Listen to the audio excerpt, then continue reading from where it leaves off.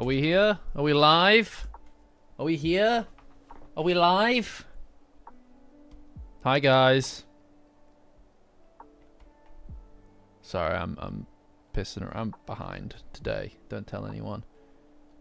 Don't tell anyone. But I'm behind today. Hi everybody. There you go. Pin that message. Okay. I forgot a mug. 1 second. I'll be 1 second. Don't go anywhere.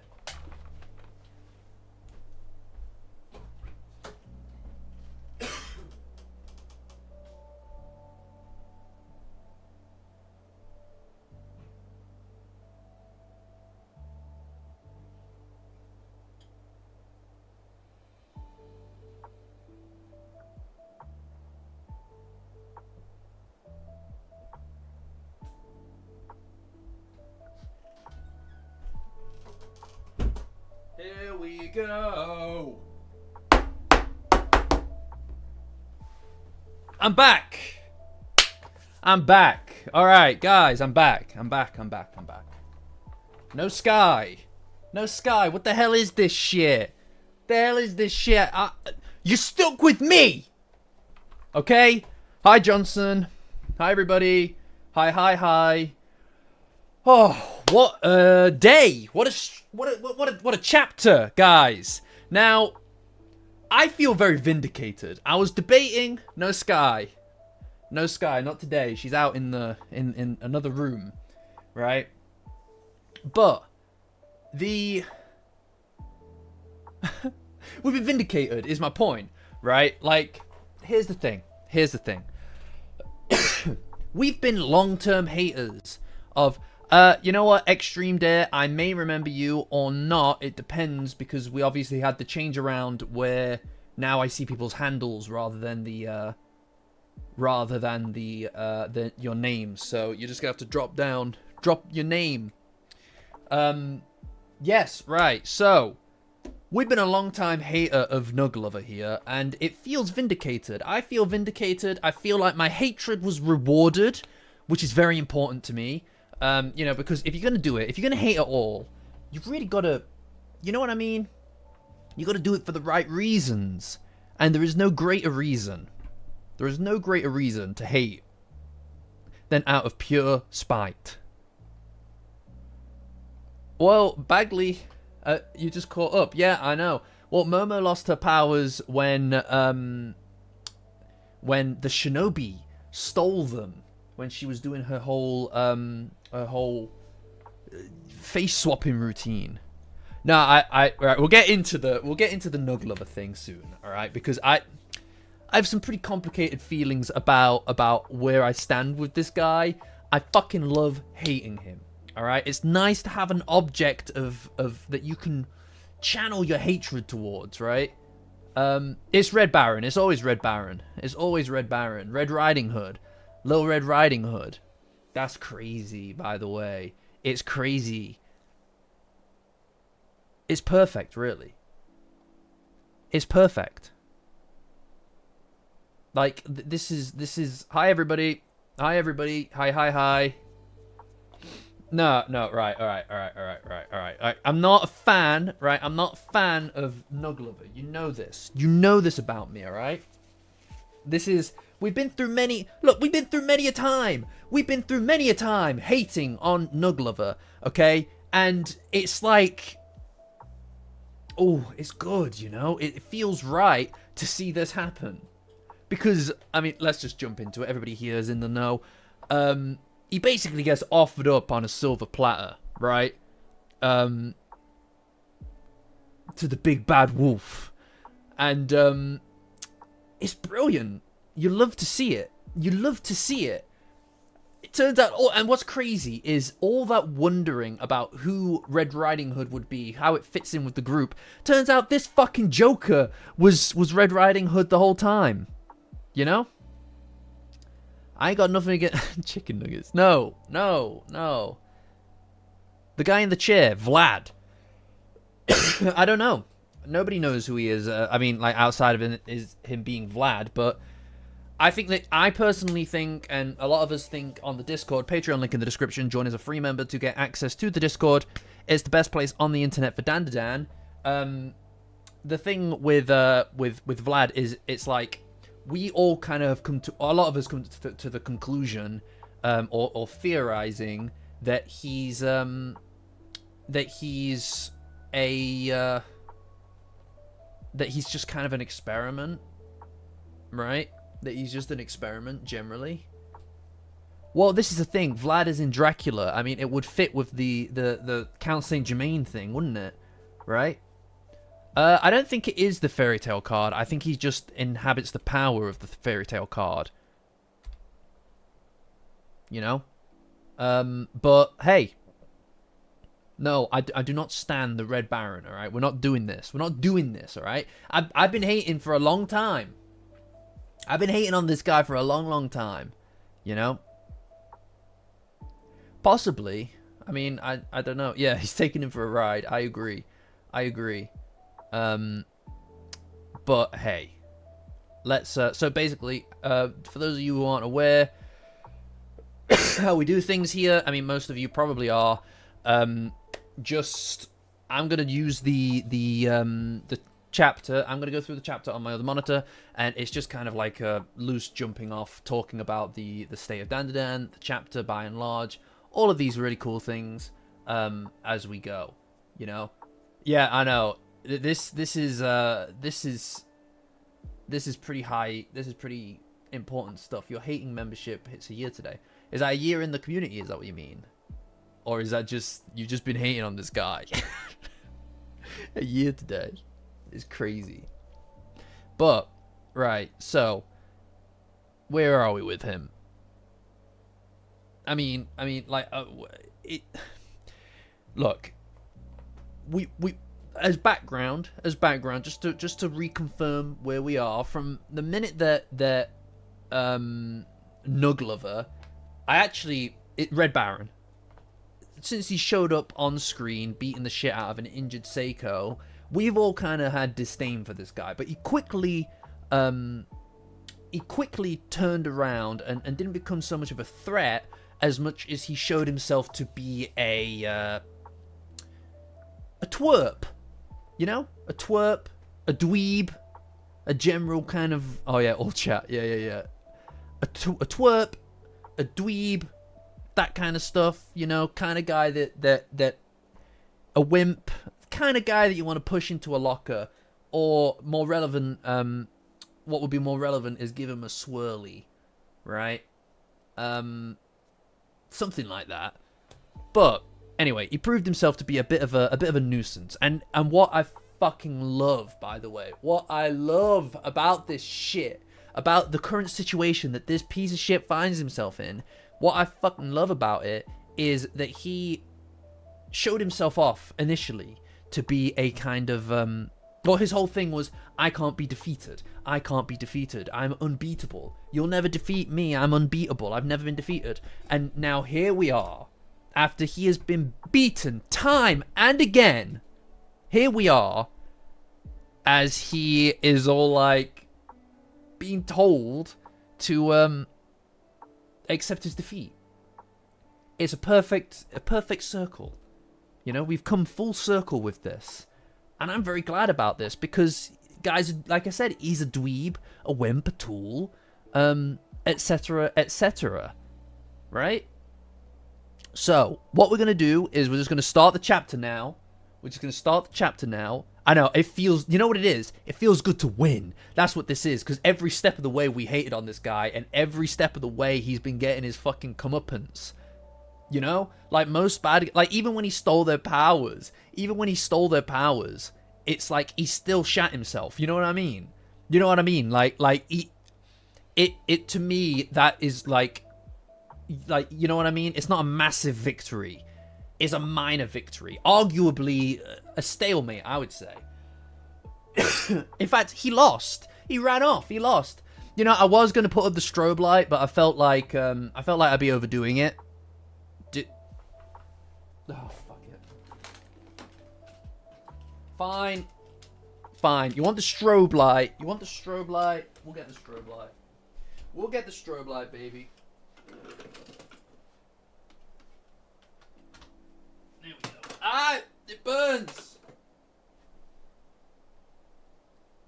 Oh man, that is so bright. Ow, my eyes. There, are you happy? We're strobing now. Alright, this is a victory. We won. God, that is bright as shit though. Holy fuck. Anyway, it only has one setting. It has one fucking setting, and that's let's party. Let's go. Sorry. I have a lot of happiness inside of me about the current circumstance, a current situation. You know, like it feels good. It feels good. It feels good. You know what? Let's get some. Hold on. What the hell? Oh, hold on. Give me a sec. We're gonna change things up a little. Where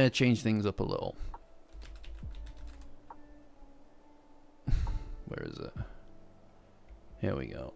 We're gonna find some different music. We're gonna find some different music for today. Some happy music. Not that I don't love this song. It's a go-to. It's the go-to. Alright, we've got some happier vibes going. Alright, we're a bit more on top of it now. Can we turn it up a little?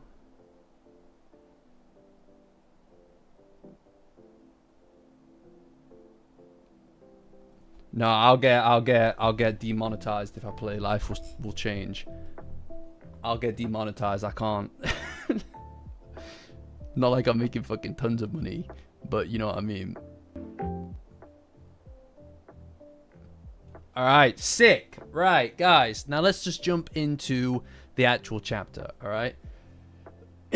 No, Lo-Fi Leah...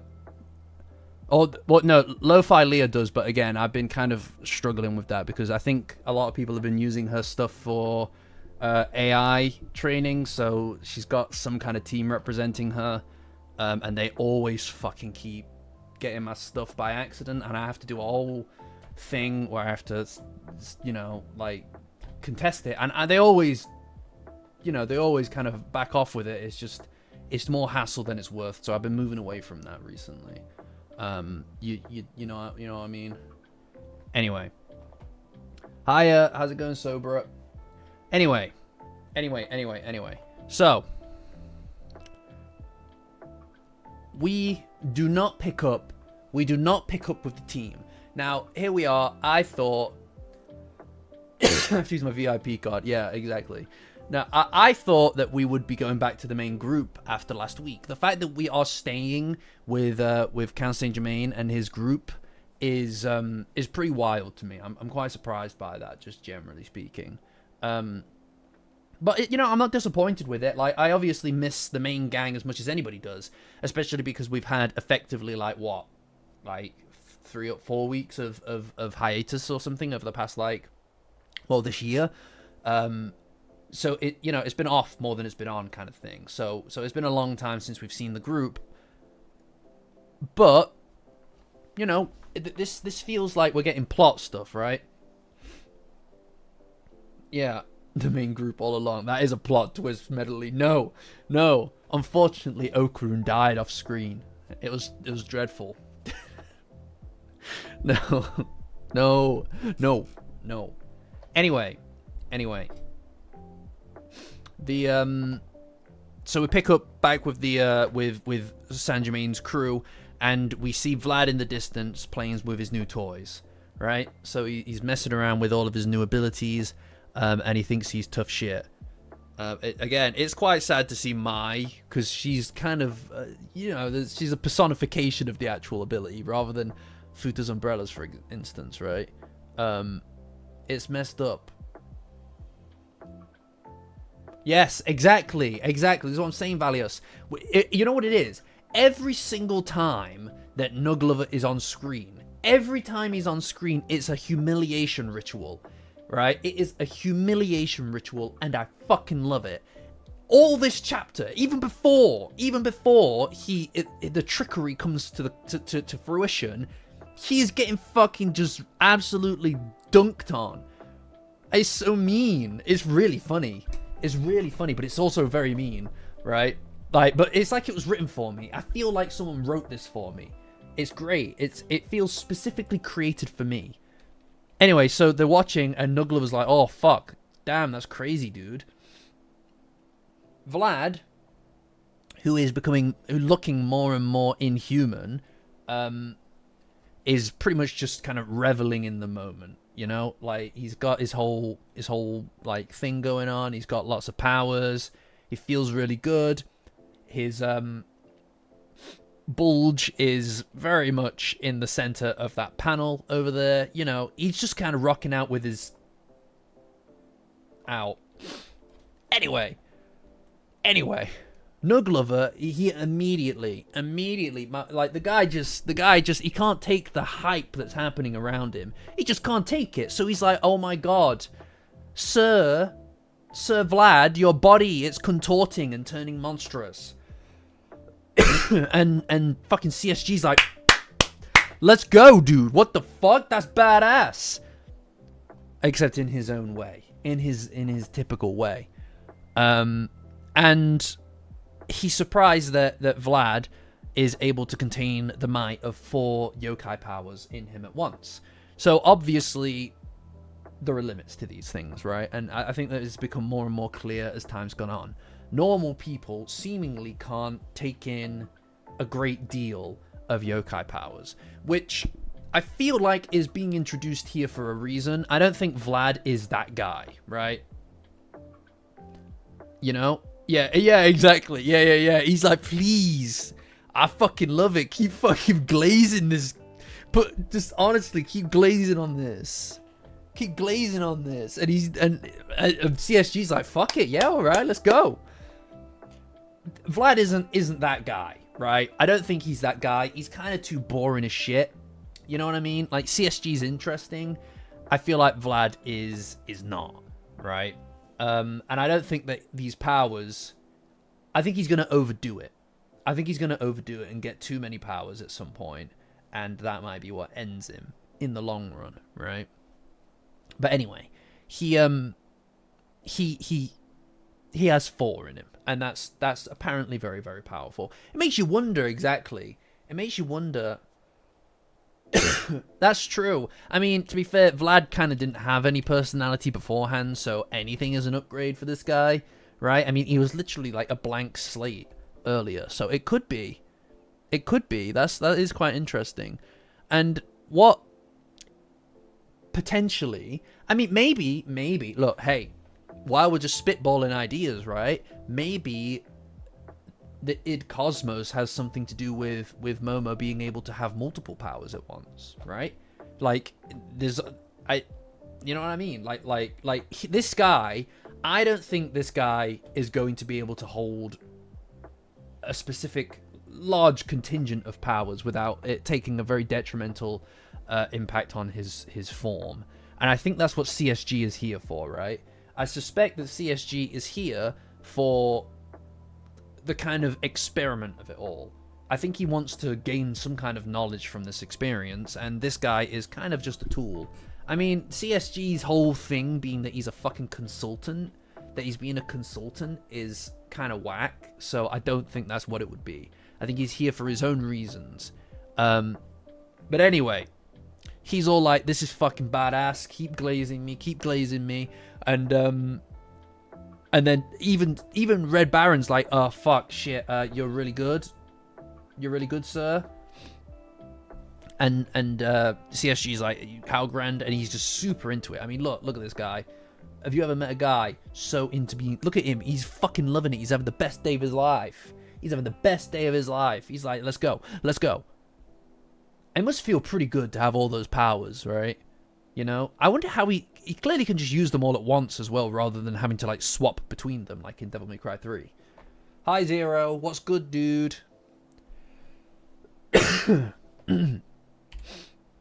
Anyway, on the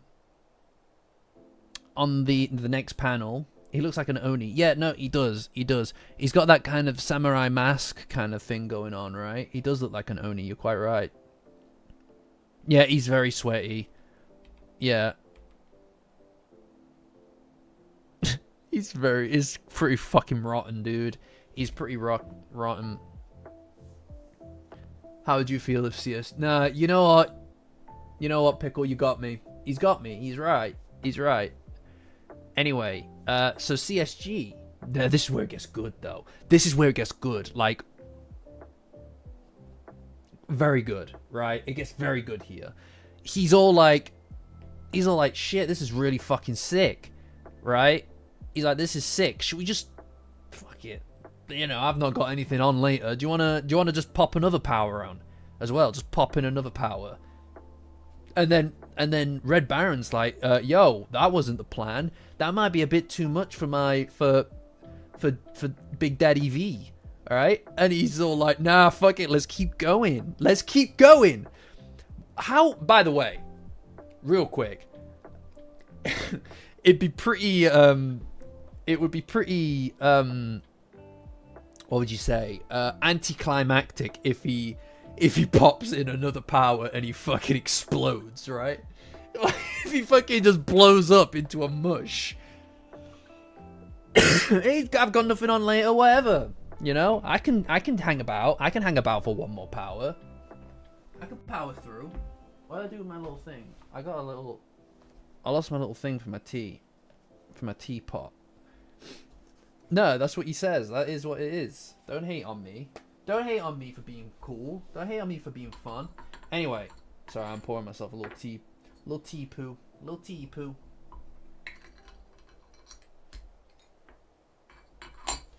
Don't tell Wolf.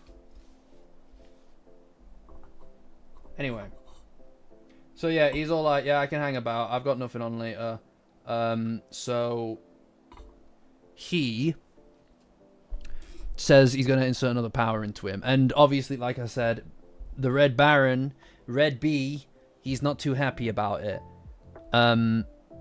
Whereas Vlad is having the best day of his life. And he's doing... No, please don't. He's having the best day of his life. And again, CSG just keeps on going. Like, he's kind of treating him like a kid, like a child. He's all like, man, you're so cool and special, right? And yeah. And I don't know what Red Baron's whole game is here, by the way, right? His whole game here... Yeah, he is, you're right. He's super concerned about it, you know? He's all like, no, But anyway, it's quite interesting to... It's interesting to see that... Now, I don't know to what extent this actually... the Evil Eye. I thought you meant Evil Eye Dance. It's interesting here, I feel, to see the... Yeah, CSG has to have an ulterior motive for sure, but it's interesting to see the implication here that they inserted the yokai powers into test subjects. Now, I suspect that this is a reference to... I mean, in this case, the only person whose powers were actually inserted into test subjects would be Koki, right? I don't know if the plan was to have the various people who had the powers earlier, like P.E. Diddy and the school teacher who's Adachi, to also and Hase to also kind of advance their powers to serve the role. I don't know, because what I do know is that the rest of the gang didn't. You could, like, come on. You can't do the whole, oh no, he was there the whole time, right? It was him who unleashed the evil eye and forced Gigi to fucking live in that house or whatever. Like, you know what I mean? I don't think it's that kind of thing here. Like, he didn't give Rin Mai. You know what I mean? Like, that just didn't happen. So I presume that, because I've seen some people talking about it as though it's like a kind of like, oh, what could this possibly mean? I don't think it's some grand plan or whatever. I just think that he's referring to the people who were given powers, right? I mean, for Red Baron, he doesn't even know that these kids got their powers from anywhere, you know? Yeah. He gave the... Yeah. He'd be in the background the whole time. Could you imagine if Kinta got his hands on some powers? No. If he got Turbo Granny's powers, he became the main character. But anyway, so clearly, as we were saying a week or so ago, the plan obviously was to evolve the powers through the people who hold them, in order to then extract them later in a more powerful form, right? So it's about kind of like leveling them up through people, that kind of thing. No, don't give me... Oh, the Momo is an alien thing. I fucking despise that. I despise that theory so much. I also hate... I think my most hated theory for Dandadan is when people say that Momo imagined and created Okurun from her desire to find a Ken Takakura, which is why his name's Ken Takakura. It's like, that to me is the fucking dumbest shit. I would genuinely be so disappointed if that ended up being true. That would be heartbreaking to me because I fucking despise it. I despise it. I think it's the worst fucking thing on earth. Yeah, no, I hate it. I hate it. I hate it. God knows that I really don't want that. I don't know who says that, like, oh, this would be a really satisfying way to go. It fucking wouldn't. It fucking wouldn't. God, no. No, it's the worst thing on earth. It's the worst idea I've ever heard. It's the single worst idea I've ever heard in my life. But anyway. Well, to each their own. To each their own. Anyway. So he's dancing around, he's really happy, and Red Baron is worried. He's worried about the effect that what more powers will have on Vlad. Not necessarily how many powers he can hold at any one time, but inserting lots of powers one after another. So 4 in a go, 3 in a go would be potentially too much for him. And then the humiliation. Then, yeah, Red Barry. You know what? No, I like that. I fuck with that, Pickle. I fuck with that. Alright. So, the humiliation ritual begins, and it's glorious, right? And it's like, what I love about CSG here is that his insults are so on brand. Barry, yeah. His insults are so on brand. He's all like, you're quite haughty, aren't you? How preposterous. How preposterous. He is. That's the best word for him, really, isn't it? It is a humiliation ritual. It is a humiliation ritual. And that is the perfect word to describe this absolute fucking geezer, by the way. Alright? Like, he is haughty. He's so full of himself. He hasn't earned it, man. He's so proud and full of his own fucking... He literally and figuratively, from the moment that we met this guy, blows smoke up his own arse. That's his whole thing. That's his whole thing. He probably has his own fan club for himself, and only he shows up.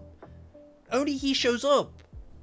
He's the worst guy, and CSG clearly agreed with us. He wins points for this in my book. CSG wins points for this in my books, right? Because he's on the same page as us, and I love that for him. You know? Adolfo, yes. Thank you. I'm glad. If that is the only mark that I ever have in your life, that moment, it'll be worth it. It'll be so worth it. That's perfect. Yeah, no, yeah. You know what it is as well, dude. You know what it is?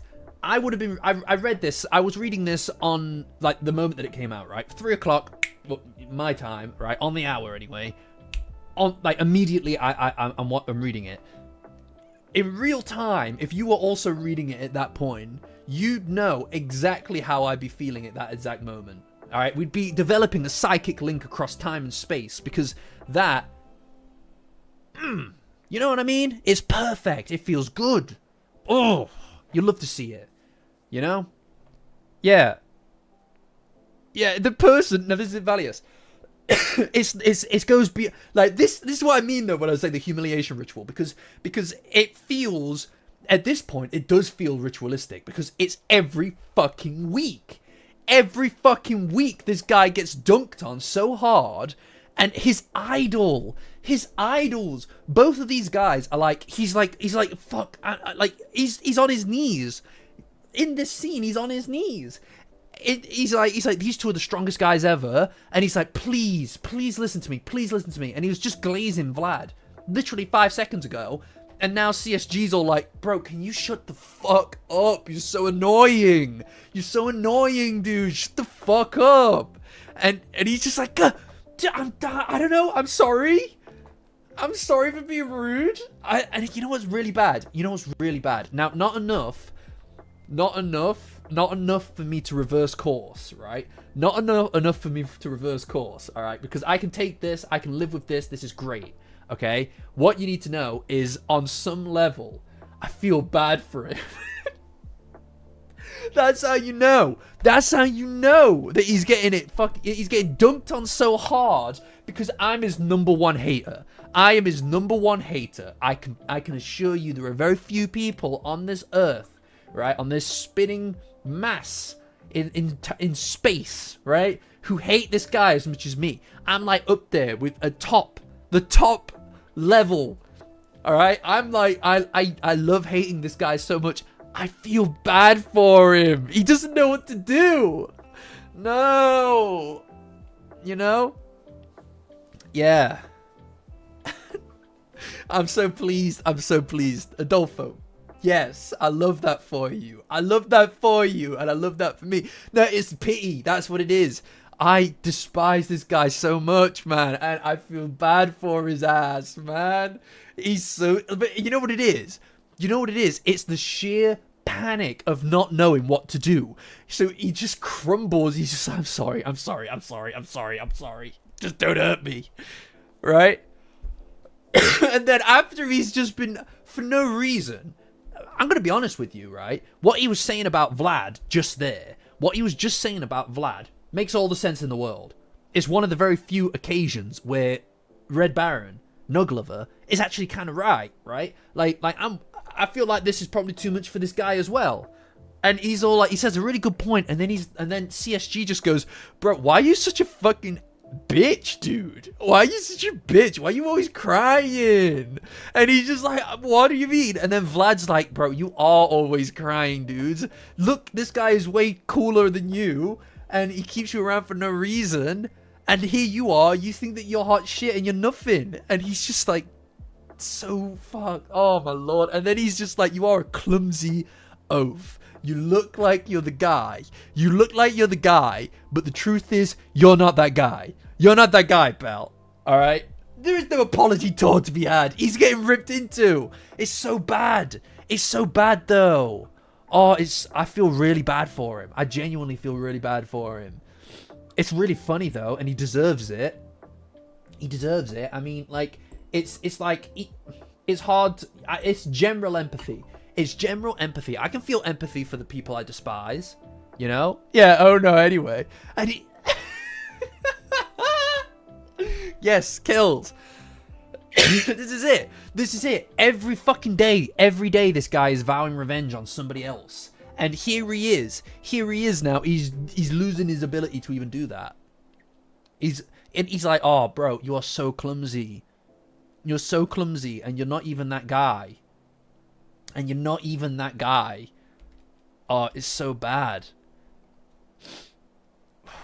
Fuck. And he's like, bro, I know that I usually don't show the whole manga on here, right? But I want everybody to see what I'm seeing, all right? Oh no, Toaster, get down! Mrs. President, get down! No, right. I can't take it. And look, you need to see it to believe it, right?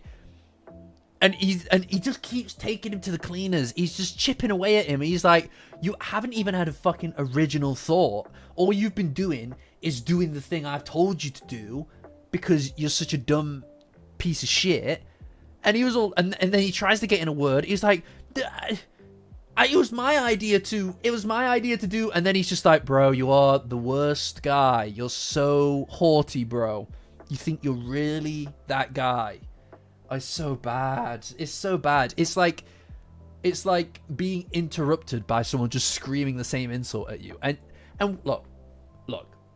We all know. We've gotten this far. We've gotten this far together. Week on week, guys. We've gotten this far. And we know now that Red Baron is deeply insecure. You know what I mean? He's a deeply insecure guy. He's not you know what I mean? He's not a happy guy. He's got a lot of something inside of him. He's got a lot of insecurity inside of him. That's why he keeps going on about how he's the toughest guy ever, knowing full well that he's lost every fight he's ever been in, right? And here he is, his idol. I feel like I'm drilling that in a little bit here, because like every single insult that we've thrown at this guy over the past, what, how long now? Like half a year? Longer than that even? Every single insult we've thrown this guy's way is nothing compared to what we're seeing here. This is a systematic deconstruction of this guy's soul. And he's like, no, I actually did have that idea. This was literally my plan. Old heavy smoker. Yes, Big Pickle. Yes. Old heavy smoker. And he's just like, bro, you are a bitch. And blah, blah, blah, blah, blah, blah, blah, blah, haughty, blah, blah, blah. That's what I hear when you talk. And it's like, he is a piece of shit. But it's like, you know, I have a general uncontrollable empathy for seeing this guy being fucking like, this is worse than I ever could have come up with.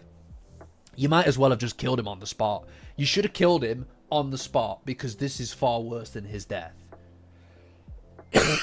And he's all like, and even, yeah, the Red Baron Century of Humiliation. Let's go. Let's go. The Century of Humiliation for the Red Baron, people. I love it. I'm so here for it. I'm so here for it. You know, now I wish I had named this episode of the stream. I wish I had named it Red Baron Humiliation Ritual, because that is what this is, isn't it? The Red Baron Century of Humiliation. We're in it. We're here to see its rise. Wait, are you telling me that Red is getting a dead redemption? Oh my god. But even Vlad, by the way, he's like, now, girls. Alright, I know that he's a clumsy piece of shit and everybody hates him, and also we all hang out without him and he's not in our group chat. Vlad is all like, now, I know everybody hates him and he's not in our group chat, but he's a little guy. He's a little guy. It's not his fault that he's worthless, because he's just a little guy. So just go easy on him. You know? Just go easy on him. You getting lag? Uh-oh. No!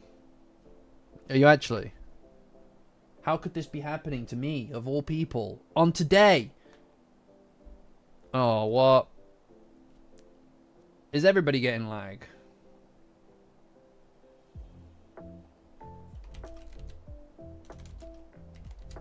On my day of victory. This can't be. This can't be. I won't allow it. Oops.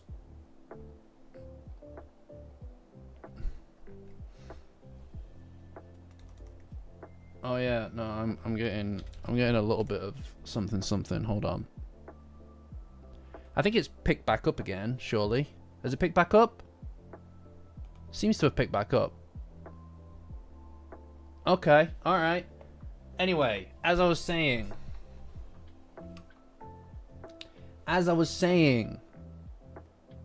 moments ago. Okay, thanks guys. Appreciate it. Appreciate the helpy poos. Right. Anyway, where were we? We were dunking on this guy. Yeah, okay, right. So did you guys hear my thing about the group chat? Did you hear the group chat thing? I'll just repeat it for you, right? Because I feel like this is the perfect encapsulation of it. You know what I mean? So Vlad's all like, look, Red Baron, Saint Germain, just chill out, girls.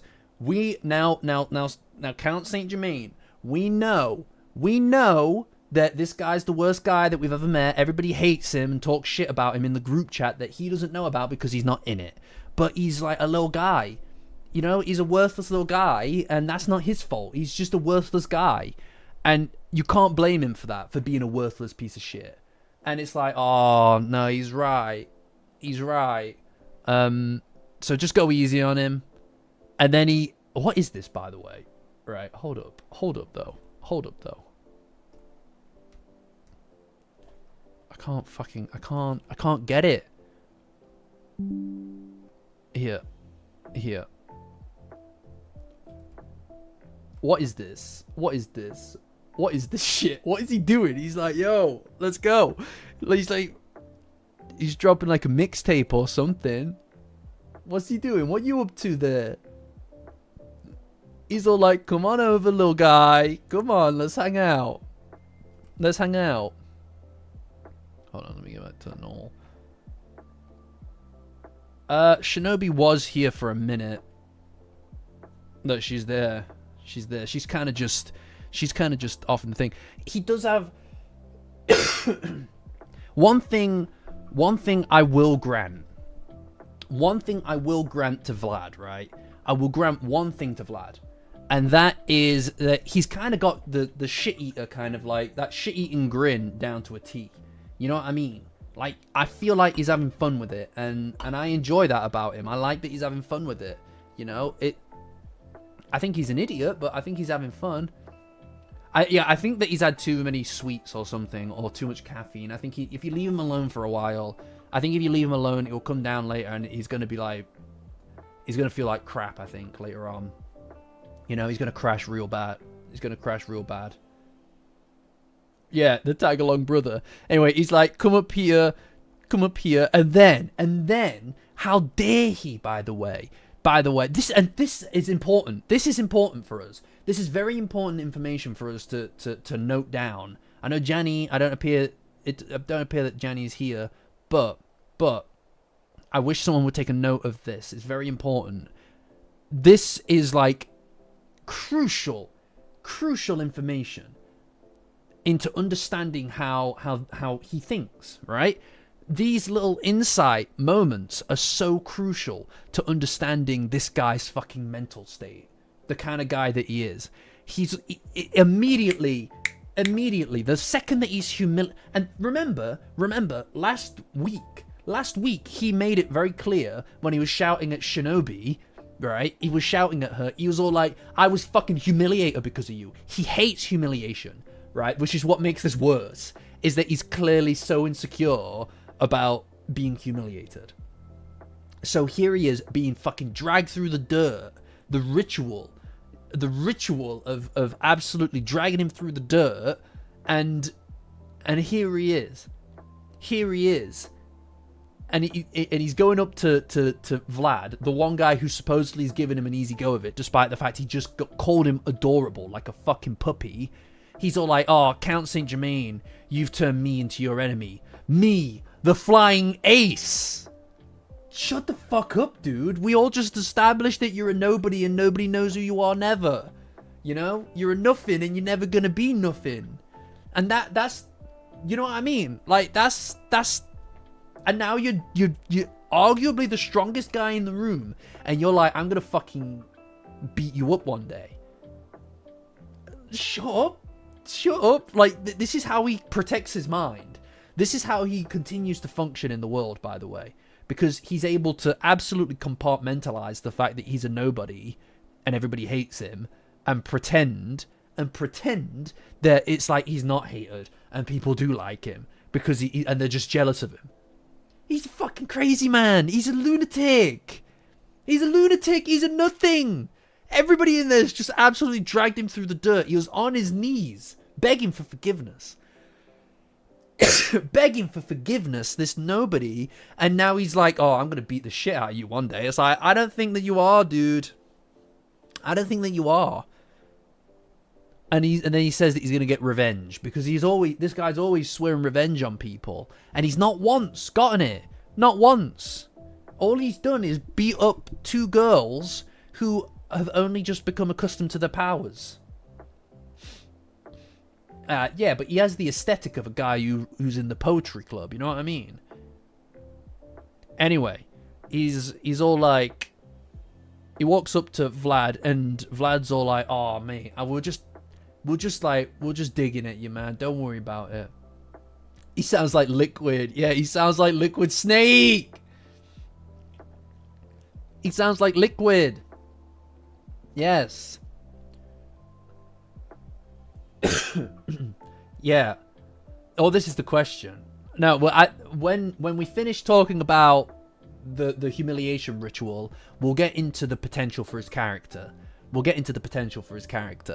And how we might want this to go going forward, right? So he walks up to Vlad, and Vlad's like, "Oh, mate, we're just busting your balls about that earlier. Don't worry about it. We're just kidding around, dude. Come on, just fucking, like, can you take a joke or not?" And he's like, "Yeah, anything for you, Vlad." And it's like, bro, this guy was just fucking ripping into you. And then he's like, how about you accept your defeat, bitch? And then he's like, no, this is not happening. It's so bad, dude. Look at that shit-eating grin. That's crazy. He had him. They got him good.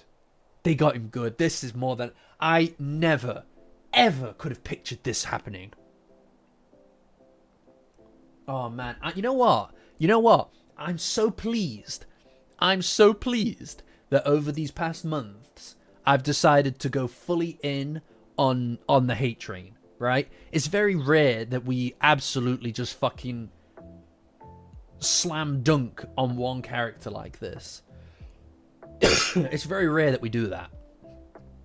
But, well, he might not admit defeat. That's true. He might not admit defeat. I mean, he doesn't seem capable of admitting defeat, and maybe that will be his golden bullet, silver bullet here, right? Sorry, golden ball, silver bullet, golden bullet. You know. Yeah, I know. Yeah. I imagine, Mark. To the Green Baron. I hate that so much. I hate that. The vape. Some kind of vape brand instead, you know? It's, this is ruthless. This is a ruthless situation to be in. And he's all like, oh, bro, by the way, we're just having a go. We're just having a go at you. Well, also, give us all of your fucking money. Give us all the money in your wallet. Look at it. He's so fucking traumatized by this. And he's like, sorry, idiot. Give us your powers. You fucking turd nugget. He hits him with, you fucking turd nugget. He drops an F-bomb on him. Holy shit.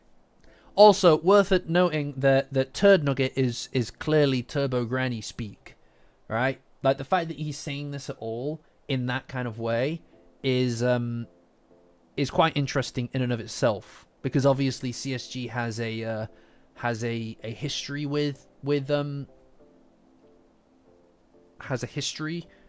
with Turbo Granny, and I do wonder to what degree. But what's the relevance here is what I'm curious about. You know? Like, what is the relevance here? It makes you wonder. I do feel like maybe this is some kind of, like,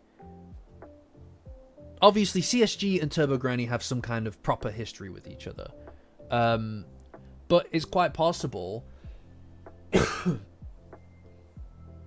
It's very possible that this is some kind of mirror of something that has already happened in regards to his own history, right? But I don't know. Yeah, I think it is. I think it is that connection, isn't it? It's that reminder that CSG and Turbo Granny are connected, which is why in this exact chapter she also says, "You fucking turd nugget" or something to that effect. No, she just says turd nugget, dang turd nugget. Like it's that way of reminding us that they had some kind of connection or some kind of association with each other. So we'll see. I'm curious about how this is gonna work out in the long run, right? I don't know if siblings is the way. I don't know. We'll see. I'm curious, right? But anyway, what is important here to note is that I don't know whether or not old heavy smoker is going to lose his powers here. I presume he will, because I mean, we got fake outed on fake outed. I mean, we talked ourselves into a situation where Rin and Koki wouldn't lose their powers, and they did. So I presume that that's how this is going to go. I mean, I don't see him escaping, really. Like, everybody in there is tougher than he is, you know? Interesting. Yeah, I mean, I find it hard in my brain to imagine Turbo Granny having a relationship with anyone, right? We'll see. We'll see. I mean, it could be. I feel like they probably had some... I imagine they had some kind of, like, positive relationship at one point in time, and that eventually turned sour for whatever reason. You know? But anyway. But anyway, he essentially is going to lose his powers by the looks of it. Now, the question is, where does this leave... the shitbird supreme, right? Where does this leave NUGLOVER? And I don't know. I really don't know. I mean, I suspect that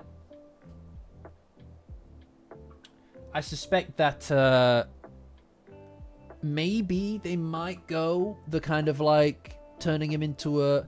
Look, I think that Tatsu knew how pathetically unlikable this guy was, right? He's insecure, he's a loser, he thinks he's hot shit, and he's just an absolute dork. Do you know what I mean? Like, we all know that about him. He's not a nice guy. And I do wonder to what extent they might kind of take the approach of trying to make him less of a piece of shit, you know? He might go... I imagine this guy wants revenge. I mean, they lingered on him. They lingered on him for long enough, right? They lingered on CSG here, right? When he's talking about wanting his payback, they linger on him for a while. And I can only presume that is going to go somewhere, right? He's going to want his revenge, even if he loses his powers here. And the best way for him to get his revenge is through the gang. Which also makes you wonder, I suppose, because then you'd have some tension between not only the whole gang and him, but also there would be a bit of tension or soul searching to be found for the character in order to make him accept the idea of working with Gigi and the Evil Eye. Because he swore revenge on them. They were his main ops until fucking 20 minutes ago, you know? His main ops change on a daily basis, alright? But he'd have to get over that to work with them. I don't know. I mean, it's a curious thing. And the fact that he was written to be so pathetic, he was written to be so pathetic by the fact that he was written to be so pathetic by Tatsu, I feel like that's kind of maybe has potential to kind of be a complete inversion on the character that we expect him to be. Because up until now, he's done nothing that's likable. I think that Tatsu has knowingly degraded him at every single turn, and I've loved it. I've really enjoyed it. It's been great. But it would be the ultimate challenge to turn this guy from a piece of shit that we know him as to someone that anybody could actually like. So I don't know. It'd be very curious, because I do feel a bit bad for him here, even though I despise him probably more than anyone, right? I really despise this guy. Every single week, like, the reason I'm totally fine with us being away from Momo and Okarum for as long as we've been is because I know I'm going to get to see this guy get absolutely slam dunked every week, and it's great. It's great. I love it. I'm here for it. You know? Or he doubles down on revenge. That's true, and goes after Pinocchio. That's quite possible. But then I suppose what happens to their powers if they die, right? I don't know. But, yeah. It's pretty entertaining to me to see this. And you know what it is as well? It feels like CSG really hates him.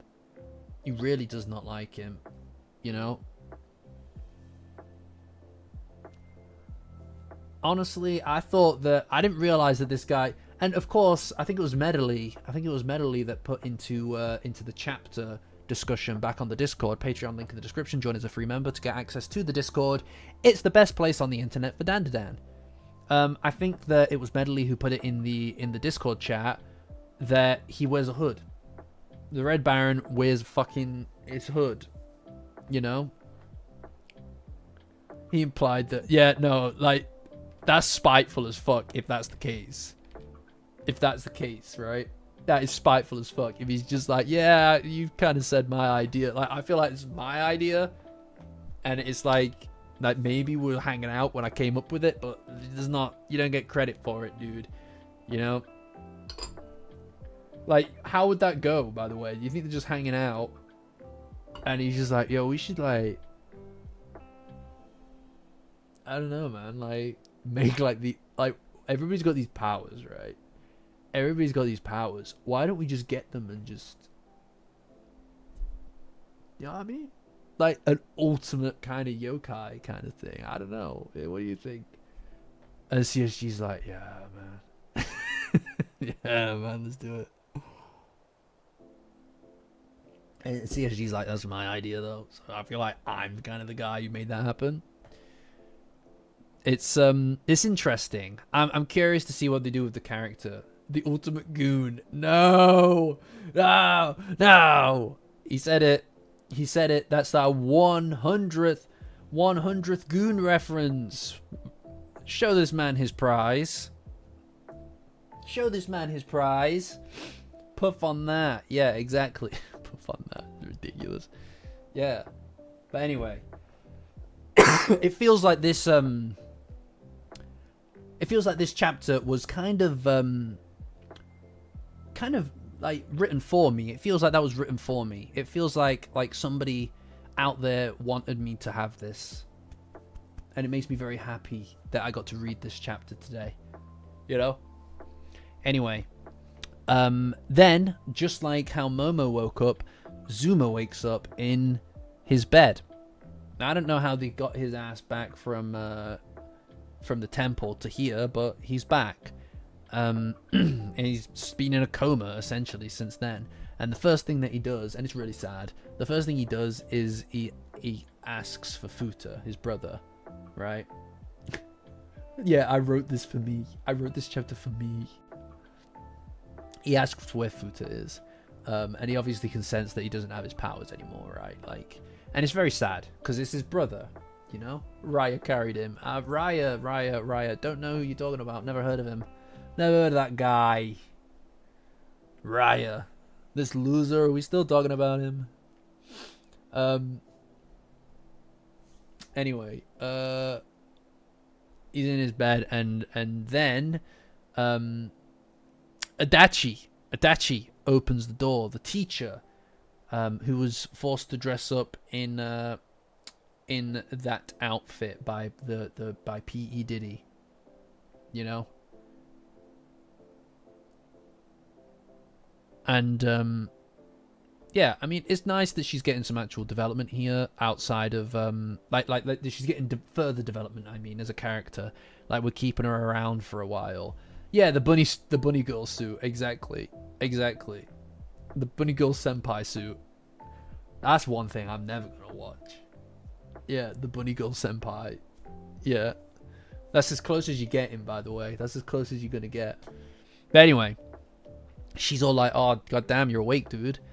And he obviously doesn't know who she is, but she then says that his father, asked her to keep an eye on him. And now, obviously, Bega was the one who apprehended her way back when, right? And, scared of watching it. Fucking, you're damn right I am. I might become like you. Anyway, he's all like, oh, your father, I think it's really nice that we've all just kind of accepted that that Bega is his dad. It's really sweet, you know. Bega's great. I really love Bega as a character. But anyway, yeah. And she's like, yo, you want some water? That'll fix you. Got him. And she gives him some water. He goes into the living room and they just kind of have a little chat. And she's the first person. She seems to have invented some kind of mobile telecommunications device. I don't know how else to put it. All right. Okay. I don't know what to say. Like, it's some kind of mobile telecommunication device. It lets you speak. You know, like how you have you know, like a telephone. You know, like a telephone that you get on the wall or in your home. It's like that, but you can carry it around, and if you get into trouble, you can call people on it. We've never seen it before in this series. It's unique, new technology, and she uses it here. Nobody else seems to have one. Over vast distances, on a device you carry in your pocket. Yeah. Only in anime. Ridiculous. I didn't realize that this was a mech anime, but here we are. Yeah, I know. Witchcraft. Witchcraft is what I'm saying. It must be her yokai powers. Anyway, she calls Bega. She calls Bega his daddy-o. And she's all like, oh, can I get Masamichi? Masamichi? Yeah, his first name is Masamichi. That's it. We got a first name drop for Bega, and it has Samich in it.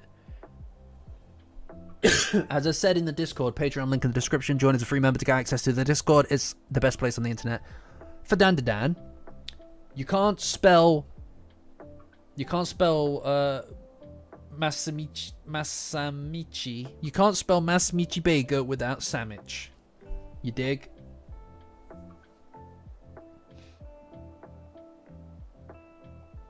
But it's not new info. Is it not? I thought that this was new info. Well, sorry. You're rather haughty, aren't you? This toaster guy's rather haughty, isn't he?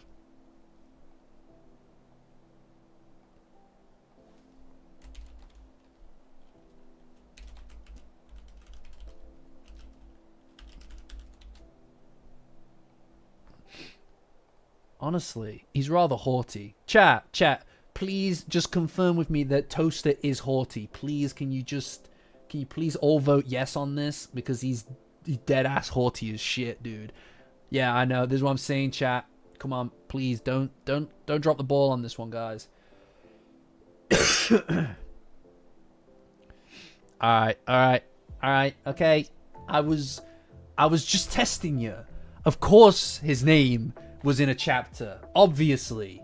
I was testing you guys, and you failed. You failed as well. Alright? Honestly, I expect better of you all, and there'll be punishments dished out in the Discord. Patreon link in the description. Join as a free member to get access to the Discord. It's the best place on the internet for Dandadan. I won't add a third option. This is not about me. He's rather haughty, if you ask me. And it looks like chat approve. Anyway. Yeah, so the TV's also on. And it looks like old Daiki got home. And he's a boy again. Which is nice. which is nice, you know? He can't apply anything. He can't apply anything or anything to anyone ever. And he got home and he's reunited with his parents, and Bega is in the background and he's crying, and it's very cute because obviously this means a lot to him. It's nice. It's nice to see some good in this awful, awful world, right? You know? Don't you think? Especially because, like, what I really love about Bega's character is that he is intentionally, knowingly fighting an uphill battle, right? Like, the doing good things in a world of rot is not easy, and he pushes forward anyway, and that's his philosophy, right? So to have a win, to get a win like this, especially reuniting a family, the thing that he lost, that's a beautiful thing, dude. That's a beautiful thing, you know? He's less turbines. That's enough from you, Shadow. That's enough from you. But it's a beautiful thing. I'm really happy for him. And then and then Zuma calls him, he says that he looks like a gorilla and tells him to stay off camera. That's crazy, by the way. But anyway, off he runs. My boy Zuma leaves the house and he's going to a woman's house, presumably Seiko's house. Presumably, all right, everybody's got the same joke. Everybody's got the same joke. Ha ha, Michael thinks people's fathers are planes. I said one thing wrong. I did one thing. I said one thing, and you people haunt me with it. You haunt me with it forever. Haunt me with it forever. I'm just one guy. Alright? I was really tired that day. I'm pretty sure I told you that day that I was tired as shit. Alright? Alright? And all I get is this. What? I don't even remember what I said. He said my dad is playing. That's what I said. Fucking goddamn it. For the rest of my life, that's gonna follow me. That's on you. Oh no. Oh yeah, no. That's crazy. That's crazy. I'm just gonna have to. Yeah, no, I'm just gonna have to make it into. I'm just have to turn it into merchandise. That's what I'm gonna have to do. I'm gonna have to turn it into merchandise. Clearly, it's the only way. No, exactly, Zero. It's fine. It's fine. If I turn it into merchandise, I can take it back. I can take it back. All right, I can monetize from this, please. Anyway, and here we are. We get to hang out with Turbo Granny, and you know what? It's great. It's great. I've missed Turbo Granny so much, dude. I've missed Turbo Granny so much. I know that she doesn't say much here, but I feel comforted by the fact that she's back. Do you know what I mean? Like it feels like it's been so long since she's actually been like in a chapter. You know, like this is just cat behavior. This is cat behavior 101, right? Like you fucking let them out. If you let them out, they'll come back when they're hungry, all right? And that's what it is. But anyway, Seiko thanks the group of people who served as the people who did the ritual to kind of get Momo and make her big again. And you know what? I kind of feel like we like these guys are all right. You know, these guys are all right. They're just like, oh fuck, you know, we made some mistakes too. I mean, look at them, like happy campers. Look at them, rocking and rolling. Look at them, they're loving life. Good for them. And they're like, by the way, don't worry about it. We fucked up too. Seiko again is very deeply grateful that that Momo has turned back to normal, more or less. And Turbo Granny calls them good for nothing, dang turd nuggets. You love to see it. You know, we are so fucking back. We are so back. The Kitas, oh, they do a bit, you're right. Maybe they aren't human, who knows? Perhaps they're not human.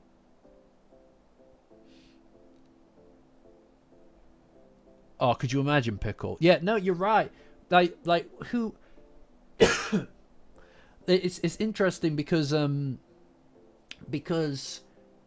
obviously they had an audience, didn't they?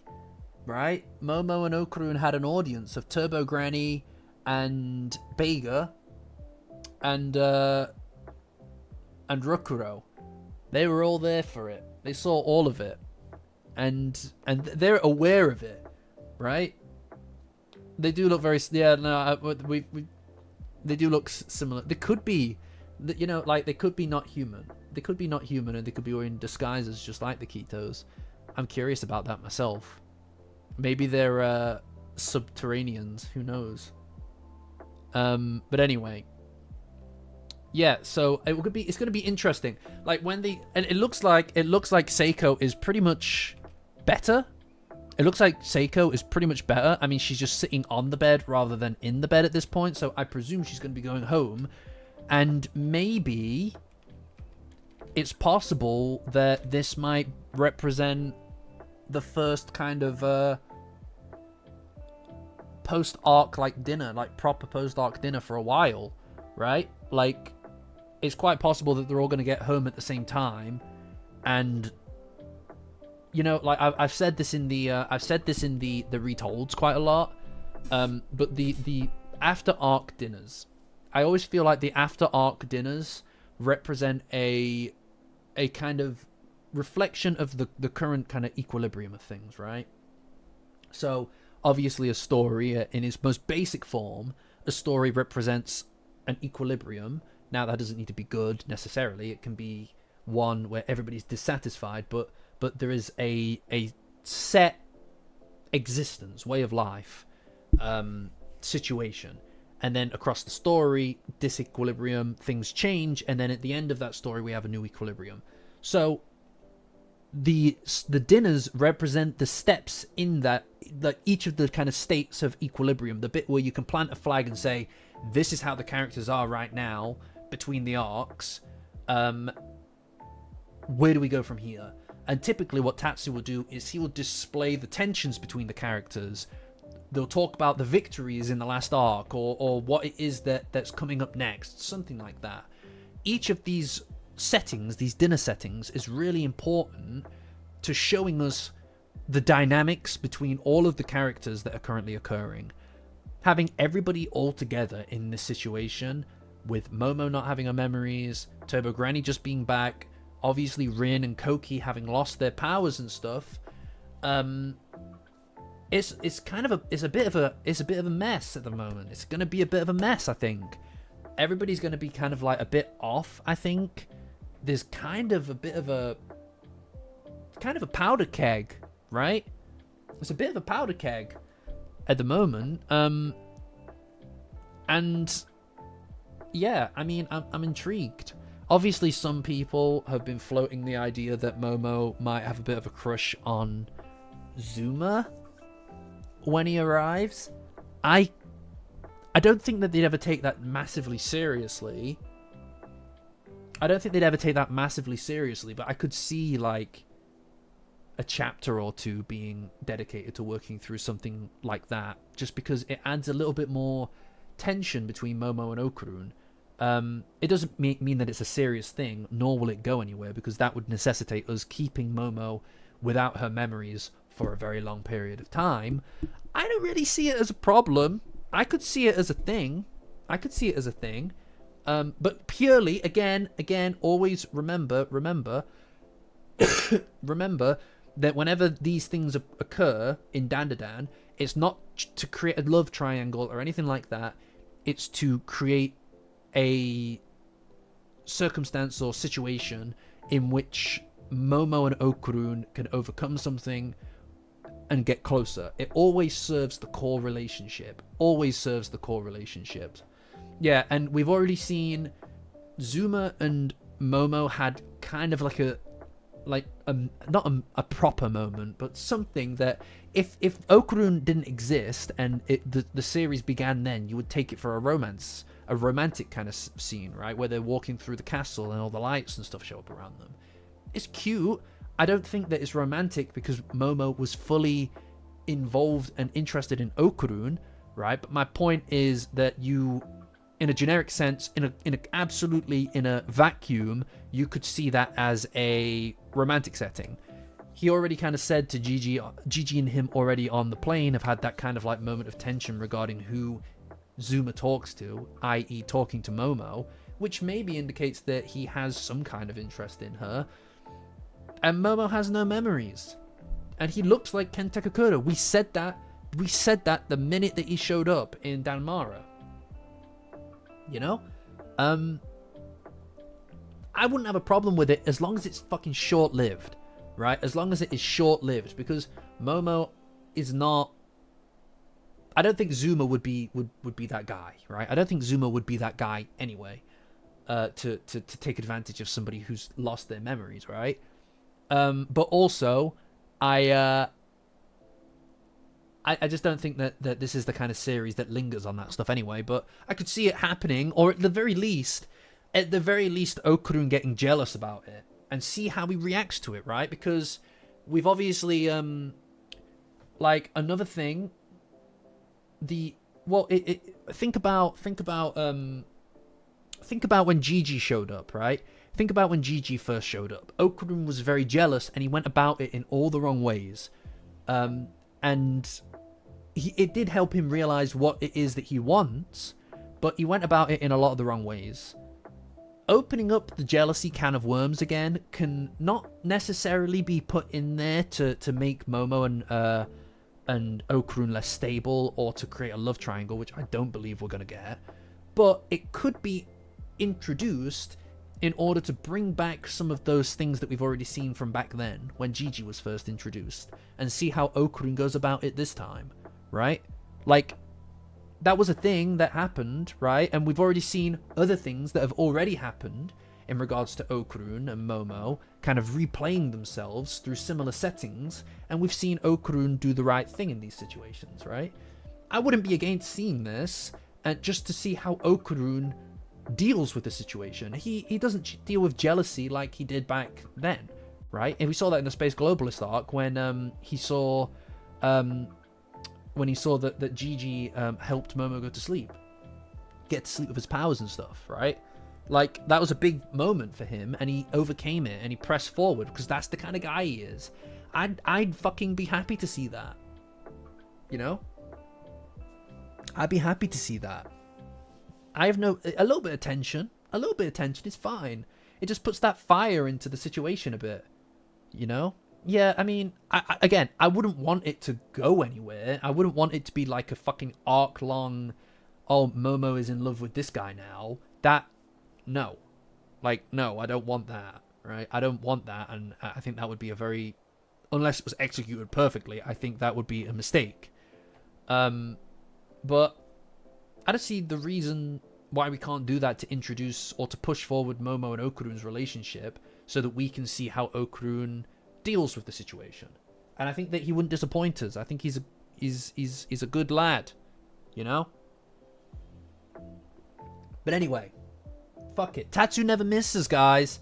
Tatsu never misses apart from the Typhoon Man. He never misses. Alright? Never misses. Asterix. But anyway. Anyway, they're all like, yeah, we're out of here, but, you know, we're getting really old now, so we asked some younger people to help us out, but we realized later that there was one of them whose background we didn't know. So we're trying to track him down now.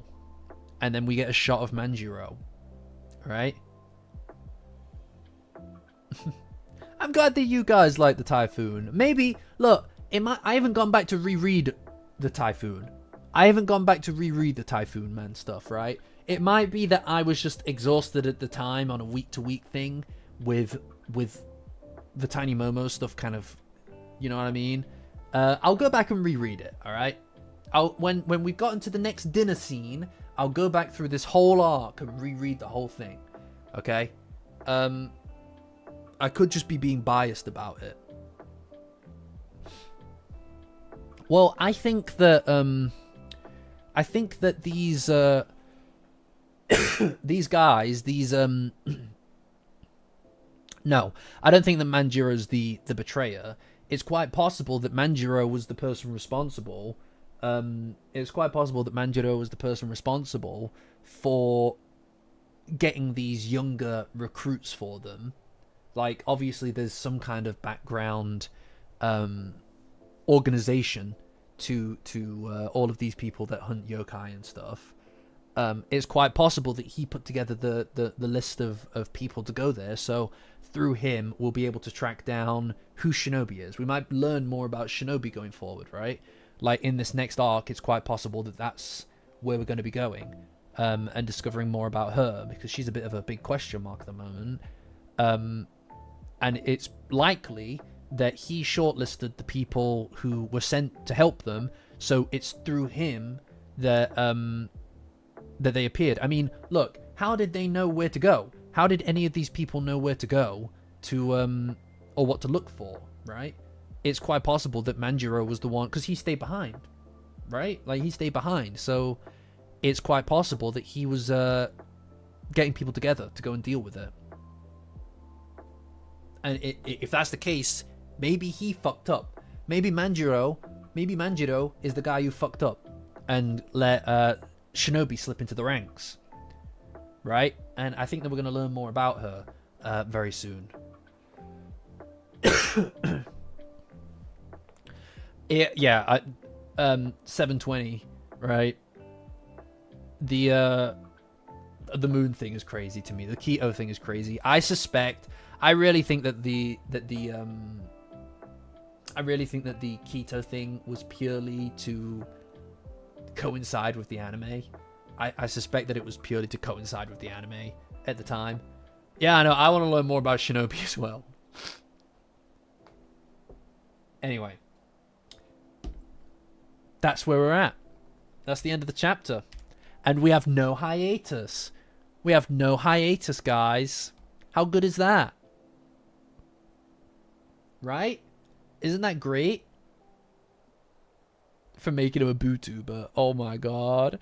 Oh my god. Not impossible. Not at all impossible. Alright, I'm a simple man. You can't tell me how to live my life. You can't tell me how to live my life, Toaster. Oh yeah, that reminds me. You haughty individual. You haughty individual. Look at that. Oof. Oof. Maybe Manjiro is the Shinobi. When did Manjiro show up? No, because he got his hand on the Ogre Club. When did he get his hands on the Ogre Club?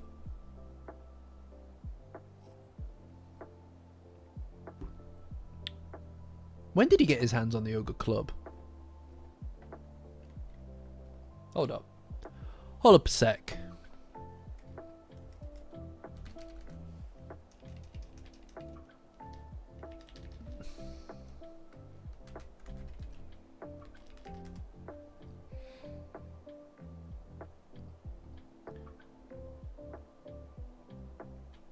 Says that Seiko gave it to him as a protective talisman.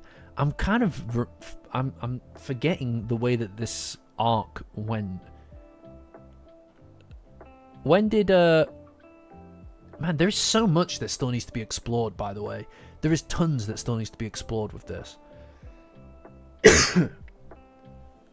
Well, the question is...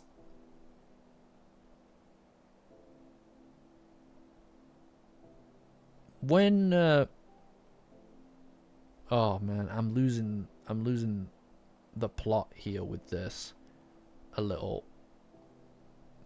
When did Mangiro first show up? Oh, I'm being rate limited. When did Mangiro first show up in this plot? He's been there. Yeah, that's right. That's right. I guess.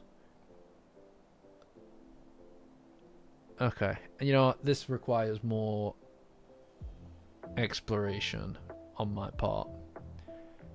I've kind of this is definitely the arc I'm the least familiar with at this point. This is definitely the arc I'm the least familiar with at this point. So it's kind of difficult to keep it all in my head.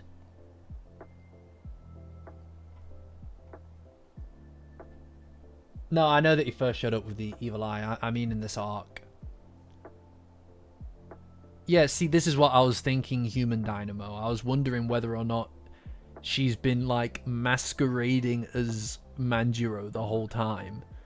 Right? And now this is starting to become conspiratorial on my part, admittedly. Right? When did he get the Ogre Club?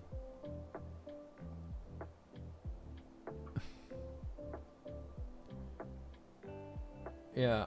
I don't know. I might be losing my mind.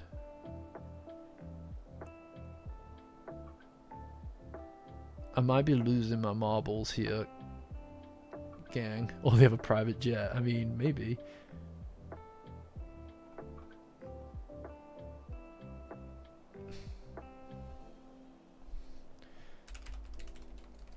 I don't know. I don't know. I think I might be losing it. I think I'm just getting conspiratorial with this. Oh, the Dandadan wiki calls it the Oni Club. They call it the Oni Club. Yeah. I mean, that is kind of a cooler name for it. Like, I'm not gonna... I like, normally, like, the verbatim switches... The verbatim switches of names for things on the wiki, to me, can sometimes be a bit obtuse, but calling it the Oni Club over the Ogre Club is actually kind of dope. I much prefer that. Came running after they beat Hase. How convenient. How convenient that he came running along after they beat Hase. Wouldn't you say?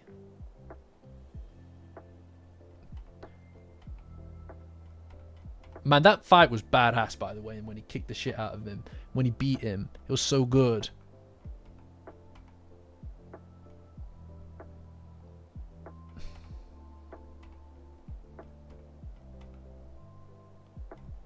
Chapter 200, 201. Thank you. I'm getting completely all over the place with this. I also keep getting rate limited by the thing that I'm looking at. Oh, yeah.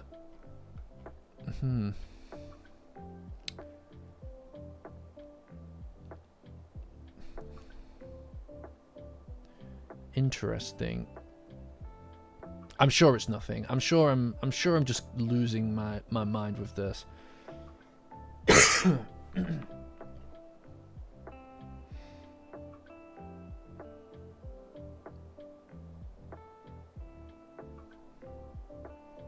I mean, if he doesn't have powers as well or anything like that, and he just had him cleaning stuff, I don't know.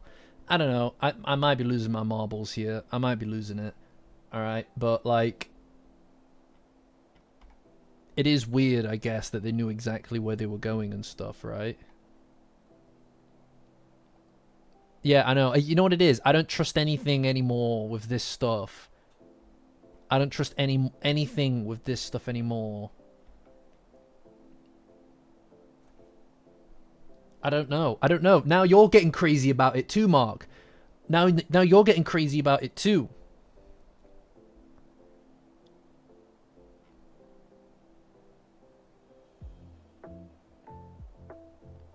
I don't know, man. I don't know. I don't know. Yeah, I trust nothing anymore. Everything is so fucking confusing with this.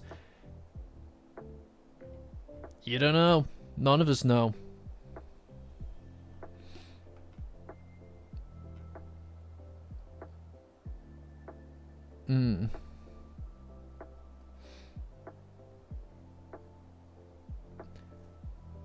Maybe, well, this is it. No, this is the thing. The shapeshifter element is what's fucking me over here, right? It's the shapeshifter thing that's fucking me over. Like here on chapter 201, like, Okurun's like, oh, Mangiro, how do you know Queen Sensei?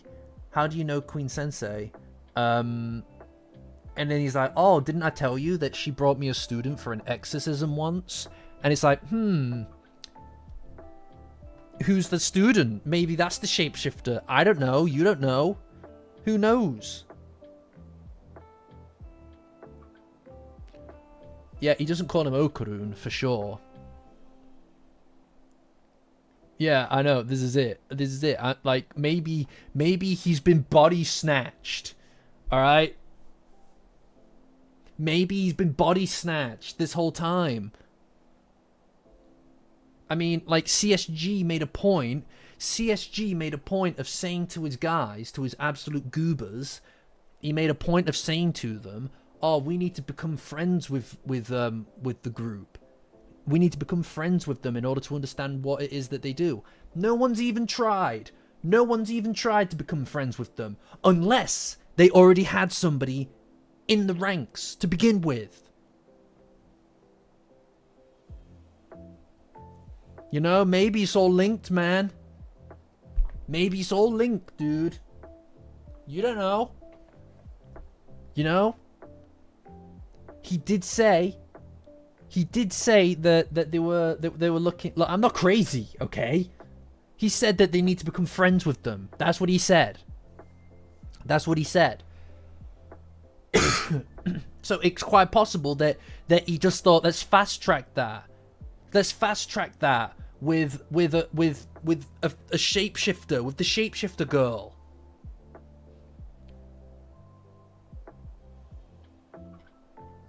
I mean, you know what I mean? Yeah, we've got an Among Us situation occurring here.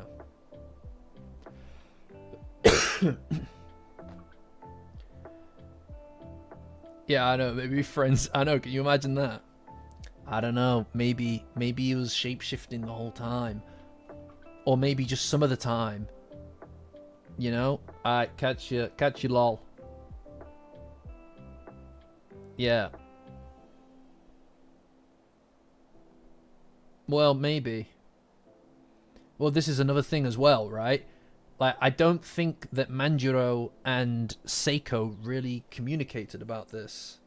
About any of this, did they? Apart from, apparently, she gave him the Ogre Club. Did she? Did she? I don't know. Maybe. I mean, why would... I don't know, dude. I don't know, dude. I mean... Why would... We still have... Like, if he doesn't want anything, right? If he doesn't want anything from Momo anymore, because she has no powers... He doesn't want anything from Okurun anymore because he doesn't think he has Turbo Granny's powers. Why did he send Princess Peach to go and save them? Maybe he gave him the Ogre Club to defend himself, if that's the case. Right? Why would he do any of that? Because this guy's playing the long game. This guy's playing the long game, right? I don't trust that this is his machination. This is his plan, all right? Now, this is it. There's something else to this that we're not seeing, and I think CSG's motives are less clear than we have right now, right? I just don't see it. What's the point in any of this stuff? This is what I'm saying. I don't think that the Ultimate Goon thing is his whole... Ultimate Goon is his whole game plan.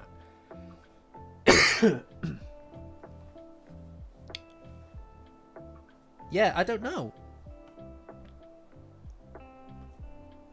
Yeah, there's something that's not clicking here.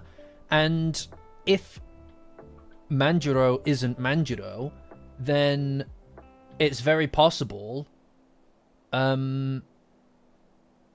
it's very possible that some other kind of group infiltration Among Us kind of situation is occurring here, right?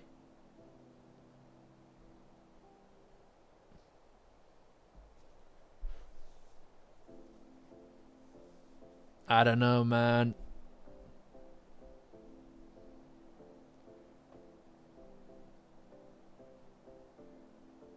The whole thing. Yeah, we're missing some stuff for sure.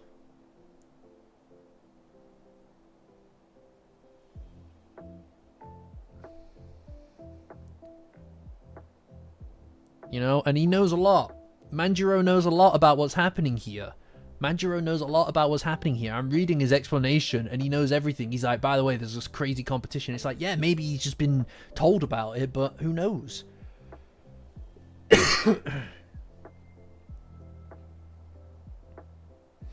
I don't know. Yeah, I don't know. I don't know. I'm gonna go down this rabbit hole soon. All right, I'm gonna be going down this this rabbit hole soon. You know, like, because I don't know, like the fact that this chapter kind of ends on Mangiro and talking about tracking down someone's background or whatever. I don't know. To me, it kind of screams that there's something else to this, right? Who knows? You know what? Who fucking knows, dude? But what I do know is that it's time to move to the next segment. What time is it? Yeah, this was a long chapter discussion. It's good to have these kind of longer discussions.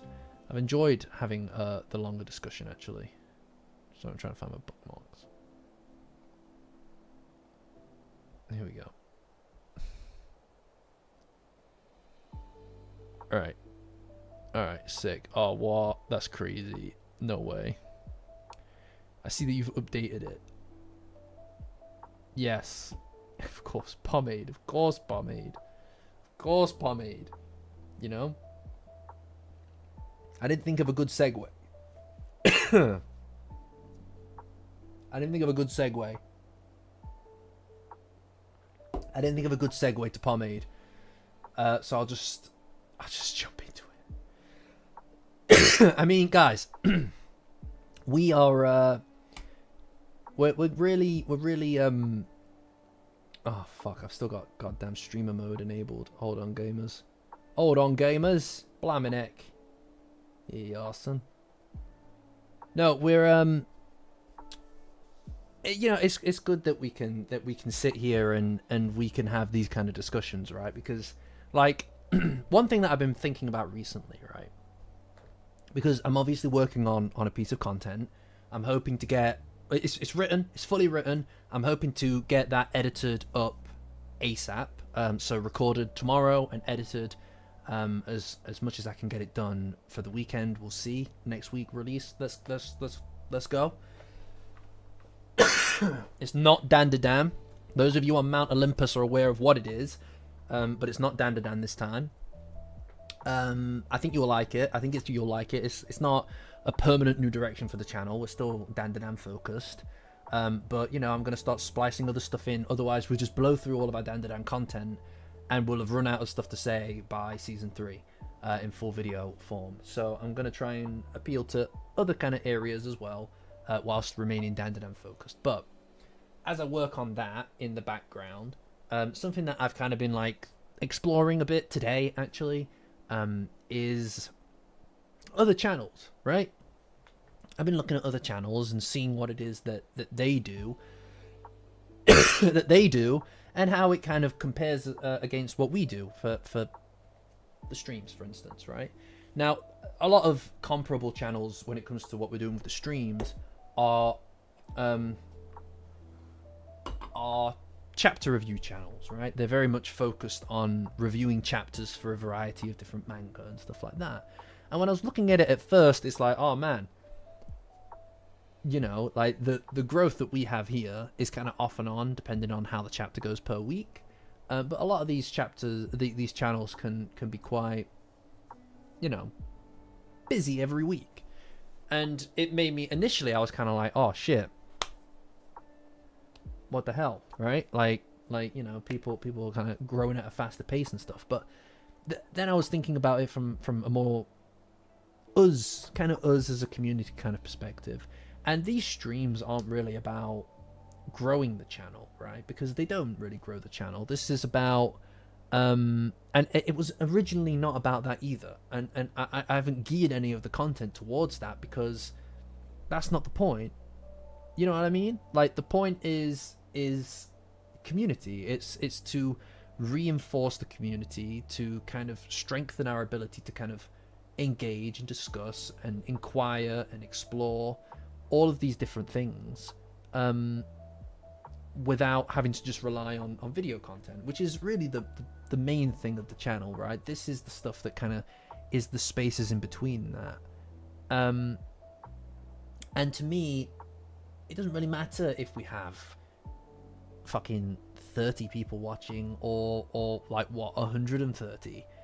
Who gives a shit, right? Because the reality is that we're kind of just here to have fun, to just enjoy this, to talk about the chapter, and sometimes it gets busier. That's fine, but what matters is this is about the core audience. Yeah, exactly, Orbis. This is my point.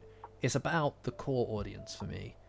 That's what these streams are. That's what they've always been about, is engaging with that core audience, which is you guys, the main lifeblood of the channel, and not having to worry about bringing in new people or appealing to a mass audience. And while I'm really always super happy when new people join these streams because they get to see us at our best, typically, it's not like the point of it, right? The point of it is to just continue, is to keep going, and it's to remind us each week what it is that we're here for, what it is that we stick together for, what it is that we care about in regards to Dandadan, and just have fun with it. There's no strategy outside of that, and there doesn't need to be one. Really, there doesn't need to be one. And yeah, we're just here to dump on Red Baron every week. Exactly, Adolfo. Exactly, Adolfo. Right? But anyway, what is really important to me as well is to make sure, like, and again, this is really important. Obviously, running the channel is also, it takes time, energy, and resources, right? Like, it takes resources to get this running. I mean, like, look at the background behind me, or the camera that we're using, or the microphone and its little arm that we're using. If you go back to the first stream, none of this stuff is here. And the only reason that I can do this and invest in this to make the quality of the experience of this content as high as it is because of the fact that there are people supporting the channel. It means I can take a long time to make content. It means that we don't need to chase things like what's popular. It means that we don't need to worry about churning content out. It can just come out at the best possible state, and of the highest possible quality that I can make it. I mean, recently, one of the things that I've been kind of trying to ruminate on, toy around with, is the idea of content being tidy and clean.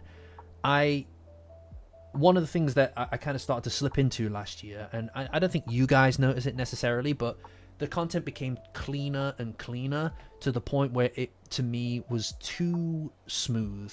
It lost a bit of the texture of what makes everything really work, in my opinion. And I think that came back in a big way in the Space Globalist video. There's a kind of silliness to it, but also a roughness, a texture that could only really be created because it has imperfections in it. By design, almost. Even though I suppose that sounds contradictory. But anyway, my point is that these things I can put in there because I know that there are people that don't just watch the content, but support the content, actively support the content. And the people at the highest supporting tier, there are more people there than on any other tier or the other, recurring tiers combined. So I just want to take a second to shout out those people as we do each week, because they deserve it and they keep this place a-running. That's 720. Angle.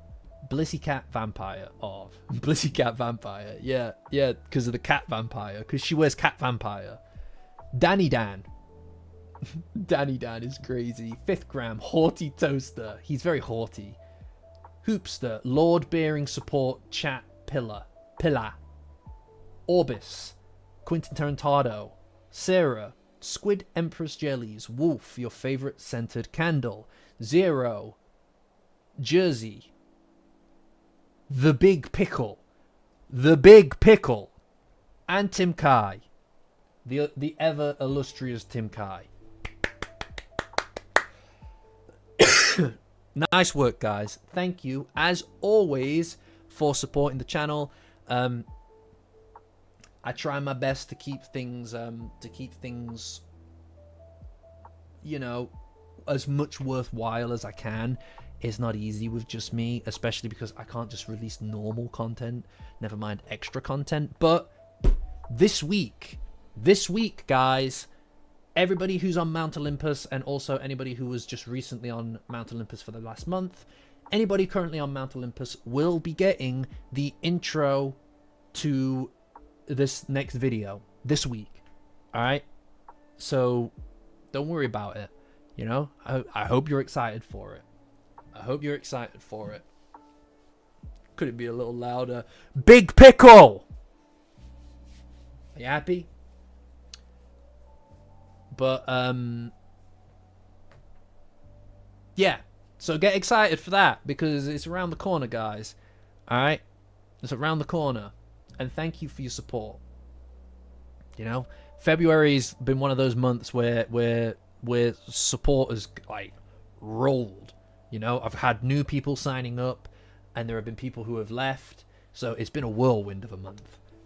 Again, I understand there's a cost of living crisis. Things are difficult, so no one ever feel obliged. Never feel obliged to support the channel, but it's always appreciated. Support indeed, but your name here is Support. Your name here is Support, so it does not apply to you. That is not me talking directly to you specifically, although you may be inside of that contingent of people. So think about that. Anyway, guys, where were we? So, here's where we left off last week. He's keeping family hostage in the kitchen. I told you not to do that. All right? If you keep speaking shit, I swear to God, man, I'll unplug the air fryer. Yeah, I'll do it, dude. I'll do it. Don't fuck with me. I'll unplug it. So, where are we? Yeah, I'm not kidding. Where are we? Right, as you can see, Blissy, who made this, by the way, again, can we all get some W's in the chat? Can we get some W's in the chat for Blissy, please? She made all of this. You know, so we should be grateful, because otherwise there'd be no after stream chat. There'd be no after stream chat. All right, because I don't. Thanks, Rocky. Appreciate you. But as you can see, there's been a slight change. Hase has been removed and replaced with NUGLOVER. And he's literally got smoke all over him. Look at him. He's a stinker. You can smell him through the screen.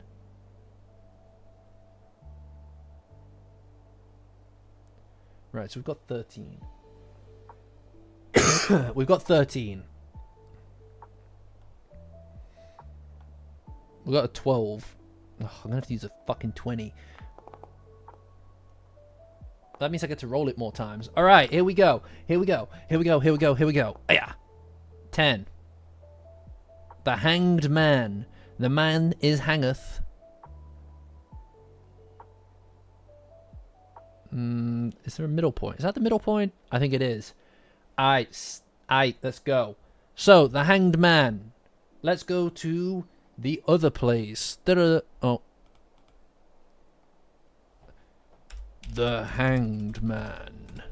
Alright, guys, let's go. So, obviously, as you may not be aware, the goal is to assign tarot cards to the characters. The Hanged Man. Upright, pause, surrender, letting go, new perspectives. Who could this apply to? The Hanged Man shows a man suspended from a T-shaped cross made of living wood.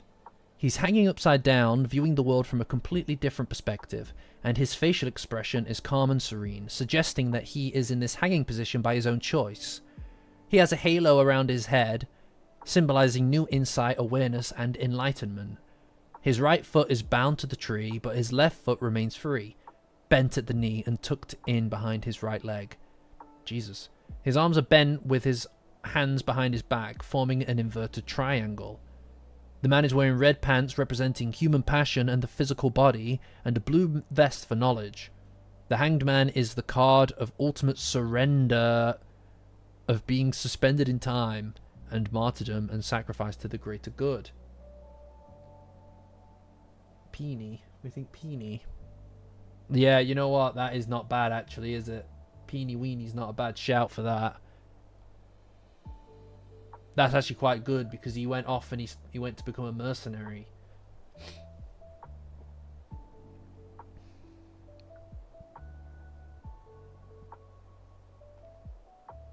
That's kind of him, isn't it? That's kind of him through and through, isn't it?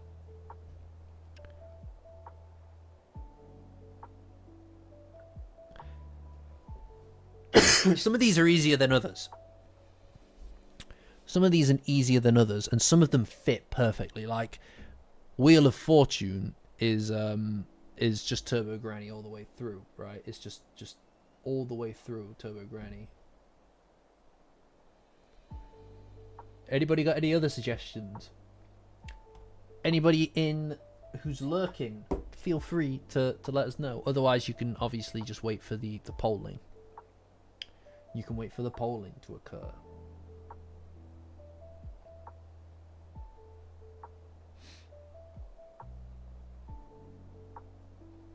What do you think? I mean, I think I'm inclined to also go with I don't know. I think it's Peony, isn't it?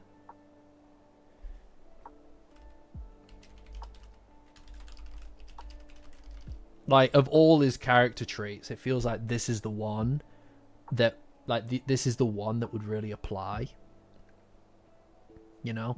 Get your votes in now, gamers. Get your votes in now. I mean, this feels like a slam dunk, doesn't it?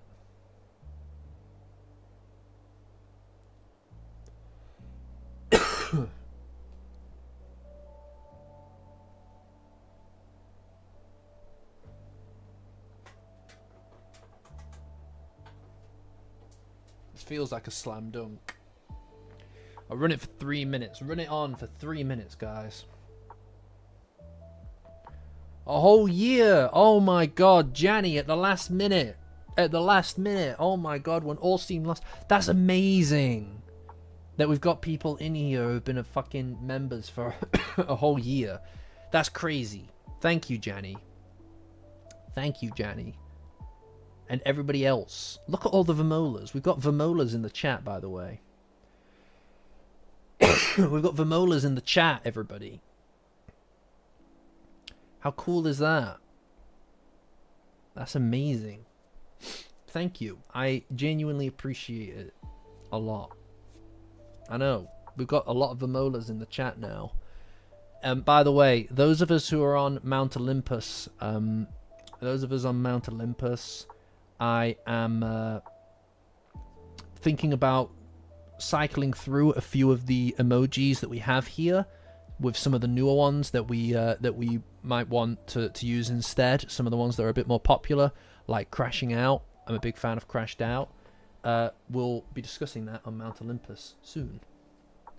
So we'll be cycling in some new things. So get ready for that. Right, it looks like yes is the answer to this. Hanged Man it is. Where is he? There you are, Peeny Weeny. There you are, Peeny Weeny. Alright, what's next?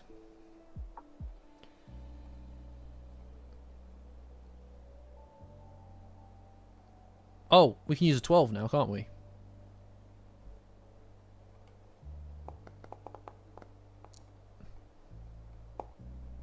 Here we go. 10 again. The world. The world? Alright. Is that the center? Is there no center here? Oh, I'm just gonna leave it there. Right, we're on the world, guys.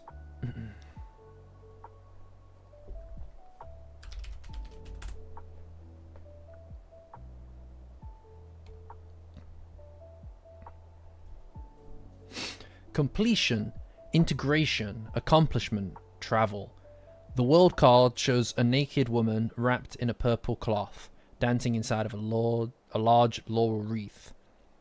She looks behind her to the past while her body moves forward to the future.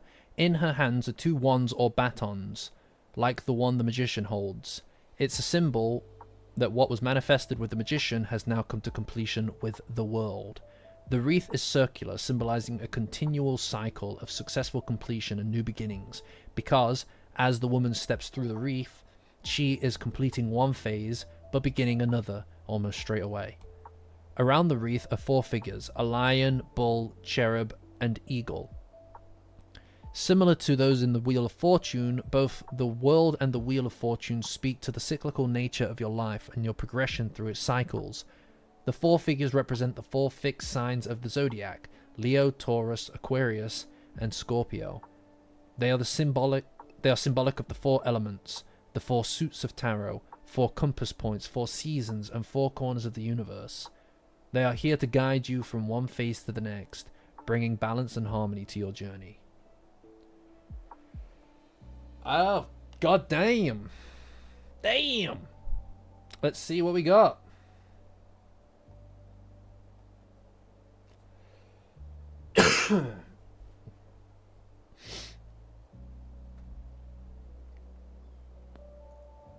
Well, yeah, we've done CSG, but we also don't know that he, I suppose New Beginnings and stuff is, well, I actually don't know. Completion is the thing, isn't it? Completion. Integration, accomplishment.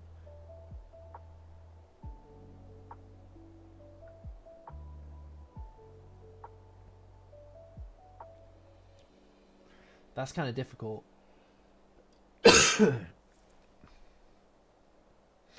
That's kind of difficult.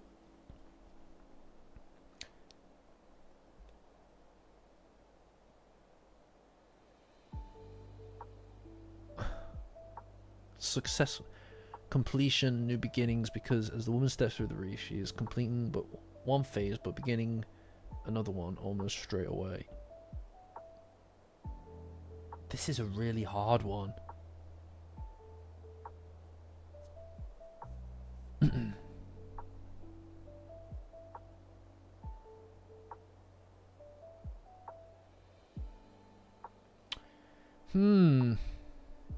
There is a kind of all-encompassing element to this, isn't there?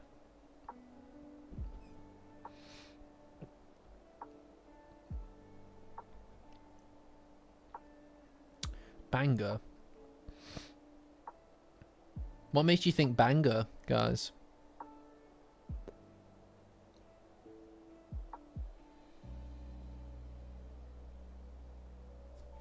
What makes you think banger?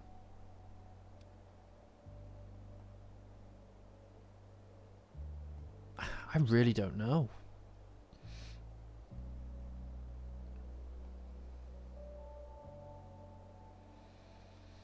Yeah, that's not bad actually. You know what, that's not bad in regards to the banger.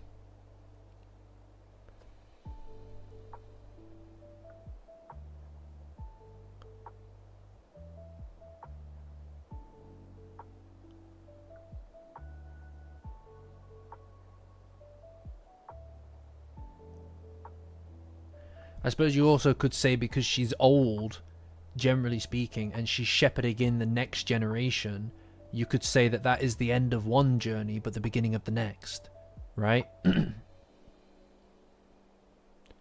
You know what I mean?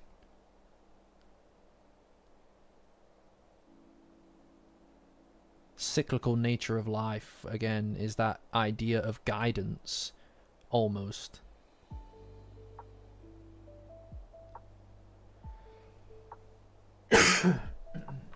Yeah, you know what? You know what? I'm actually starting to come on board with this.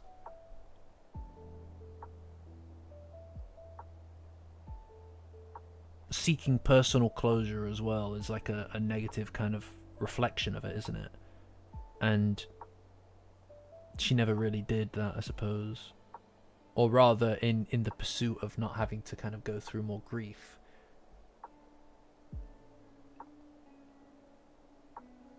Made to stir in war, that's true. Yeah, you know what? You know what? I think I'm sold on this. I don't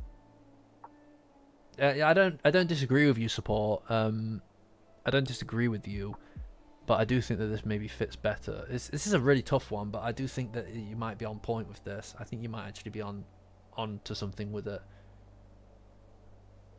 I think you're onto something.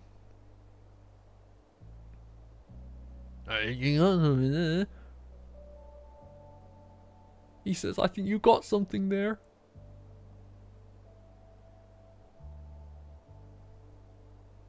Cause we all sell apples around here, don't we?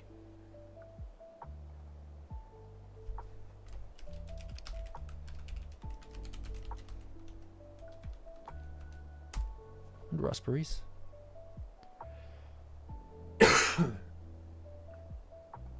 Alright, well, let's just pop it on.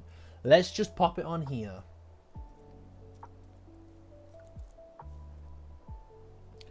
Kinter. Well, none of these say the nerd. Got him. Am I right? Am I right, guys?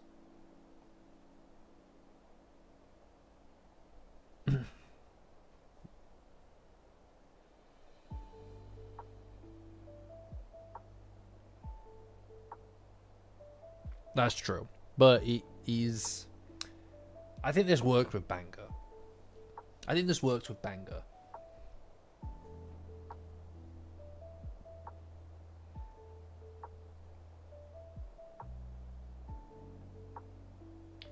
Right, okay.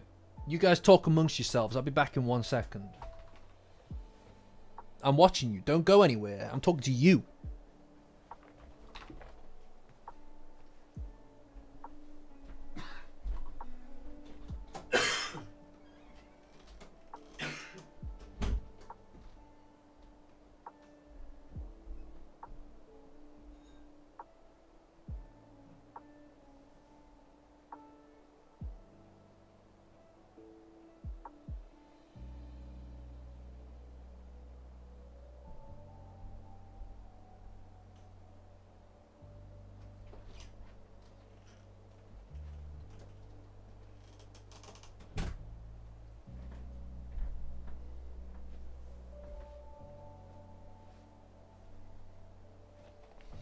Are you guys talking to the fucking chair again? You guys talking to the chair again? Don't make me decapitate the chair. I'll do it. Don't make me decapitate the chair. Alright? Cut you all with your chair jokes. Right, that's it. See this shit? How about that? Your precious chair. Is your age of heroes over? Huh?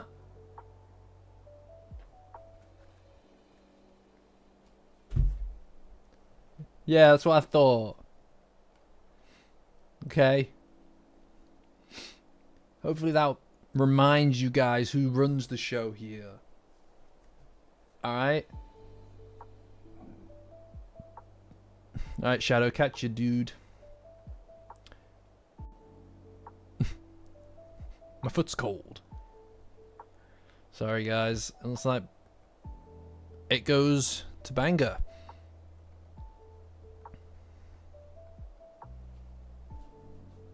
actually kind of freeing not having the neck thing there. Look at that, I can put my neck all the way back. I'm gonna put it back though.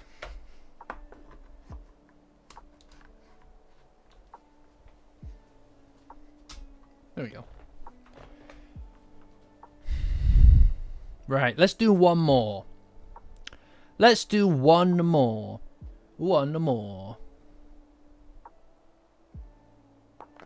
Whoa. Fucking hell, that was passive aggressive. You see that shit? Here we go, here we go, here we go. 4. Temperance.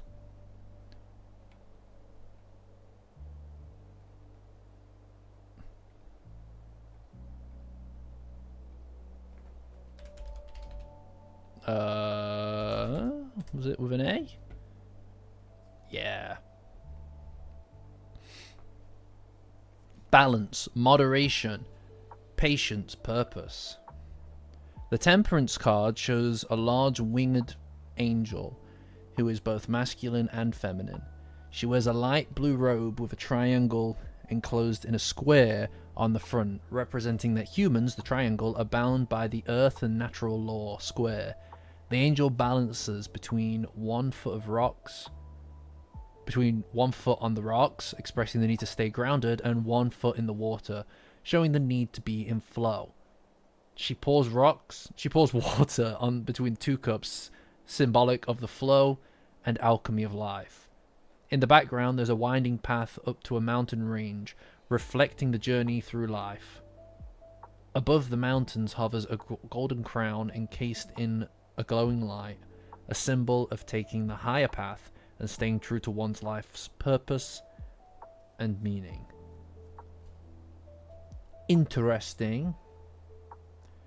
Sween Kensei. You think this is Sween Kensei?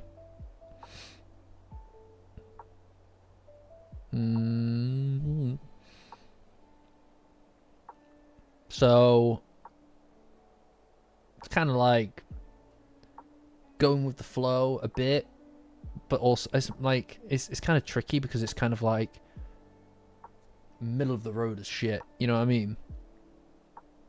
This is like being middle of the road.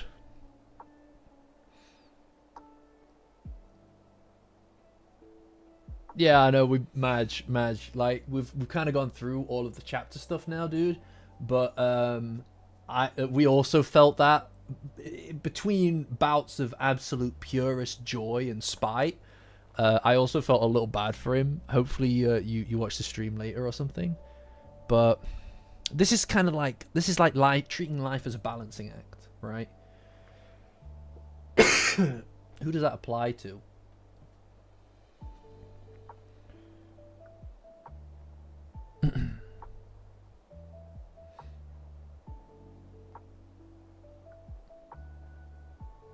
Joy and pity, exactly.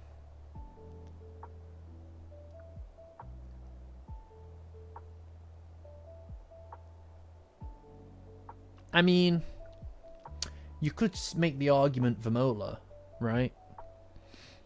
You could make an argument for Vamola because she's been through all the harshest, most difficult things in life, but she stays grounded, right? Like, she's still able to find joy in life. She isn't completely dominated by that, you know? She still has purpose.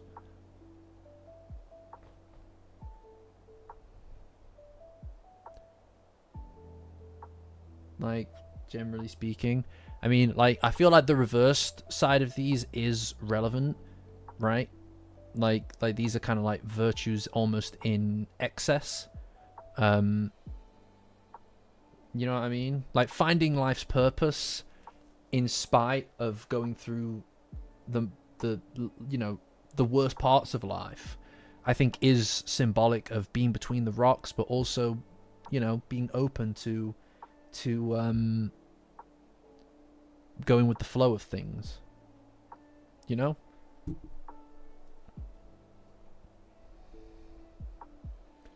Staying true to one's life's purpose and meaning, which is to pass on the existence of her people, right? To be the tomorrow for her people. So she's got a mission, and she's working towards it. And even though at first she's kind of like, impatient, eventually she kind of starts to understand that just because she's been through all of that stuff, it doesn't mean that she can't be someone else, right? That she can't learn to have a family again. She's quite an admirable character. Vimola is quite an admirable character, really, when you think about everything she's been through.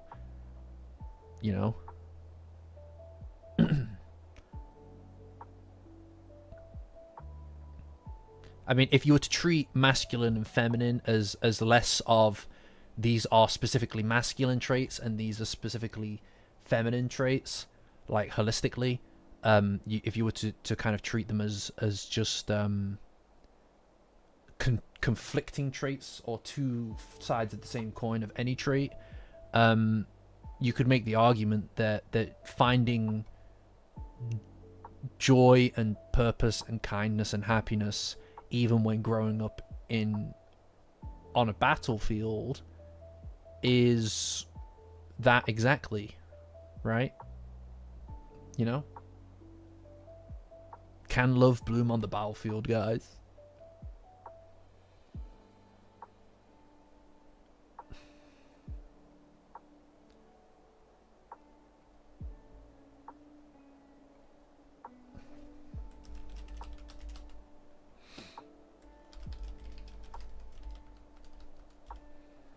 Because we're running out of characters, it's getting harder and harder for all. Because, like, very few of these characters are similar characters. So we're getting to the point now where the big personalities have started to diminish a bit, and all that we have left are the smaller personalities, and it's getting harder and harder to go, that's definitely that person, right?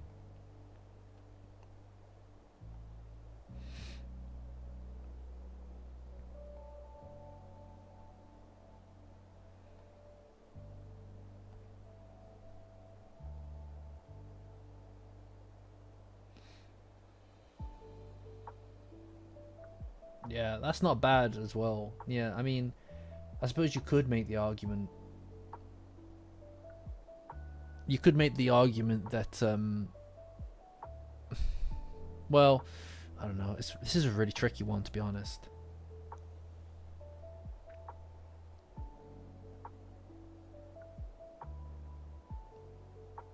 Yeah.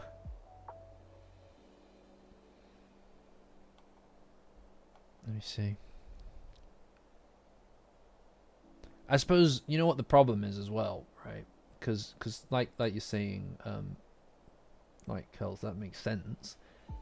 My problem is that what these are, because I'm not massively familiar with the tarot, just generally, what these are, one of these may apply to Vimola better. And none of them might apply to Koki as well, so it's kind of a difficult spot that we're in.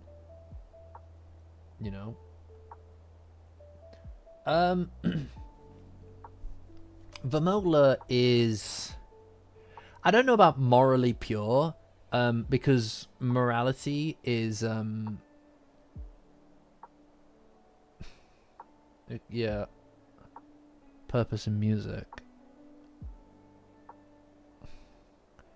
That's true.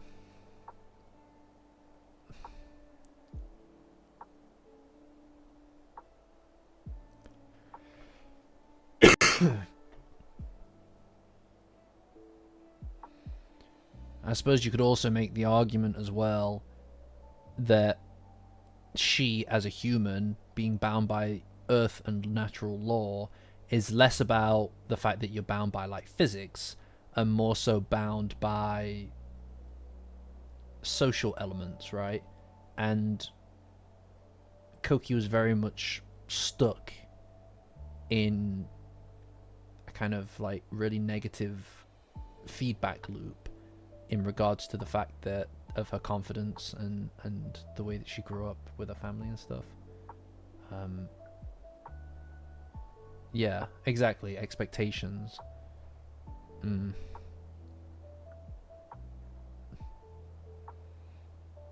That's the poll. Right, okay. Right, let's cancel the poll for now. Let's cancel the poll for now. Alright. Symbolic of... And I suppose you could also say that music is like a flow, right? Music is like... It does flow. Like water. But it also can hit like a rock. Music is kind of the essence of life, if you think about it, at least in Dandadan. And it does give her purpose and meaning.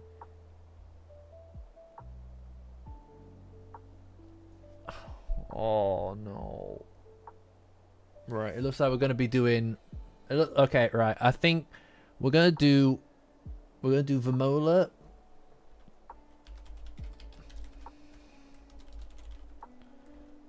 And Koki. Alright, now you guys choose. You guys choose. I have more than 5% now. I believe I have 15% now. Because somebody made a mockery of me. Somebody made a mockery of me. So I've decided I have 15%, but I'm not always going to use it.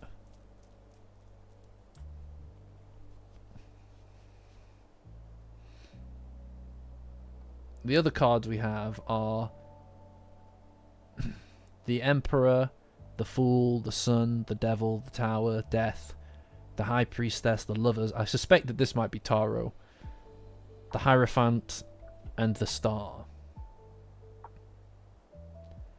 Toaster that made mock. Toaster, you mean that haughty individual? That haughty guy? He's rather haughty, isn't he? Chat agreed, by the way. Chat agreed with that.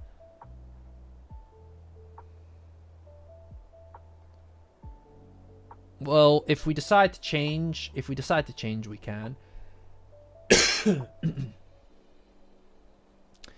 I personally, it's pretty cool that you guys have all gone for Koki, which is pretty neat. I think I probably would have still put this one as Vimola myself, but I like how you can make this work. Yeah, I'm not familiar with the rest of these. I do suspect that we may have some move arounds. And remember, guys, what we said. If we decide to swap someone out, it's permanent. It's permanent. So be certain before you do some swapping around.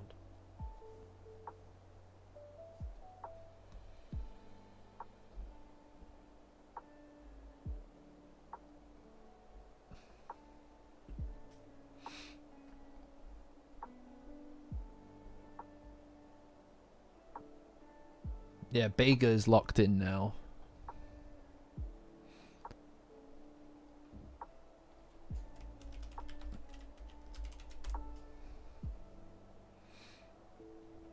I've attached a note to it just there.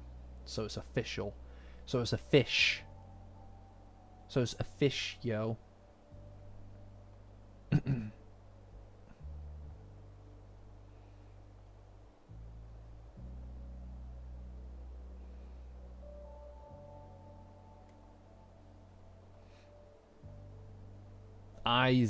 I says it.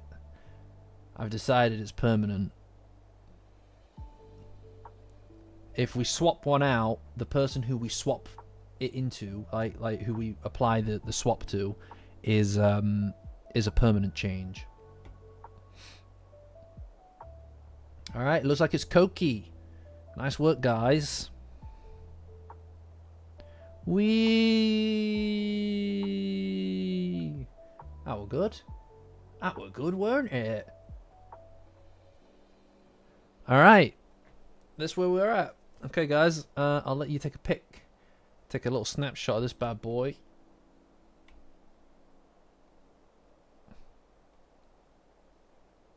There you go.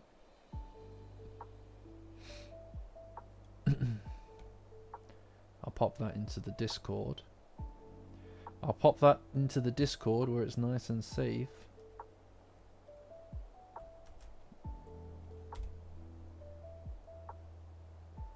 There we go. Who knows, Orbis? Maybe it'll be you. I mean, I presume that will be Queen Sensei, right? Is that correct?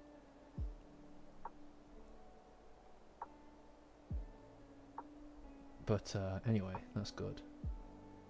That's nice.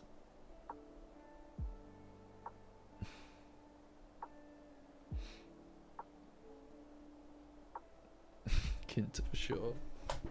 You'd make a great high priestess, Orbis. Oh my god. Oh my god. He's like so priestessy.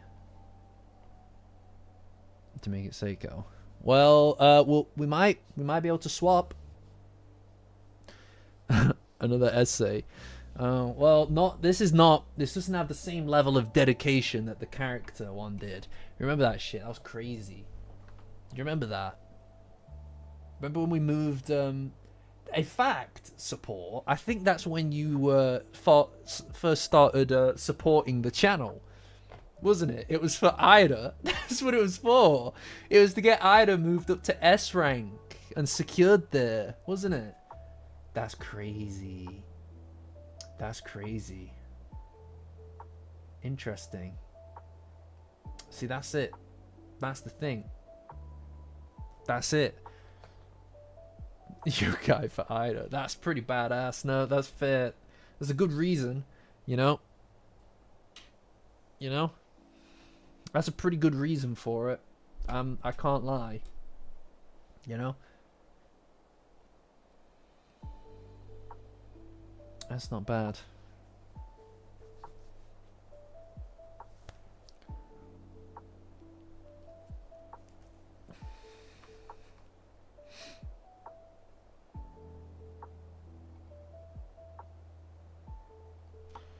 But yeah, I mean, this has been a good chapter, guys. This has been a good chapter. I've enjoyed doing this. I'm shocked at how well we ate. How well we ate today, you know? Yeah, Okurun's amazing. He's a great character. I must say though, I do miss Momo. You know, I miss proper Momo. Full-size proper Momo. You know? We're getting there though, guys. We're getting there. We're going to be there soon. Yeah, no. NUGLOVER has just taken L on top of L. It's actually painful to watch. It's actually really painful to watch. Big fan of it. Honestly, I'm very impressed. I'm very impressed by it all.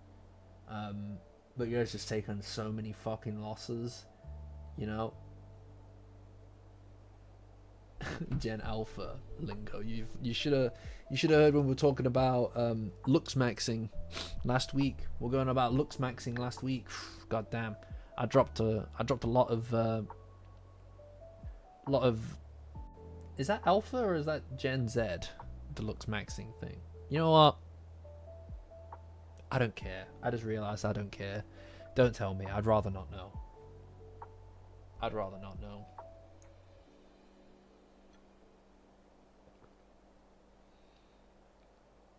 Yeah, see, this is it. This is it, or Orbis, right? I feel like he wouldn't be getting it so bad from us. He wouldn't be getting it so bad from us if it wasn't for the fact that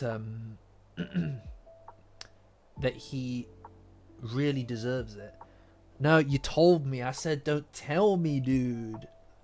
I told you to not tell me. Aw.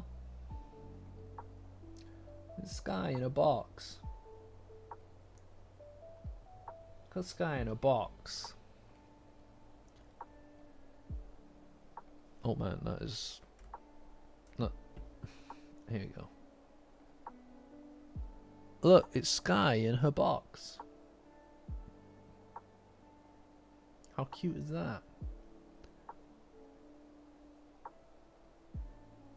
Very nice, Natchan.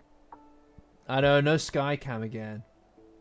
I'll try and get Skycam done for get Skycam sorted for next week. Alright, I'll get Skycam sorted for next week. Okay, I'll make it happen. Mom famous. Yeah, you've done it. You've done it. You've done it. I will say though, that through that the true Resident Evil resident was me. That red, I don't know what it did to my camera's like color settings, right? I don't know what it did to my camera's color settings, but I look fucking dreadful in that picture. I look like a zombie. Jesus Christ, my skin looks so pale in it. This is much more complimentary. I've actually been messing around with the camera a bit. Not all of the settings and stuff, but I've been messing up with my lighting a little, and I've got a much better setup here now. It's a much better setup. I'm constantly changing things. The Safety's on Rookie broadcast. All right, you may not notice these small changes, but I do. All right. Number one, you'll note that we've got a little bit of a kind of like a bokeh effect in the background, right?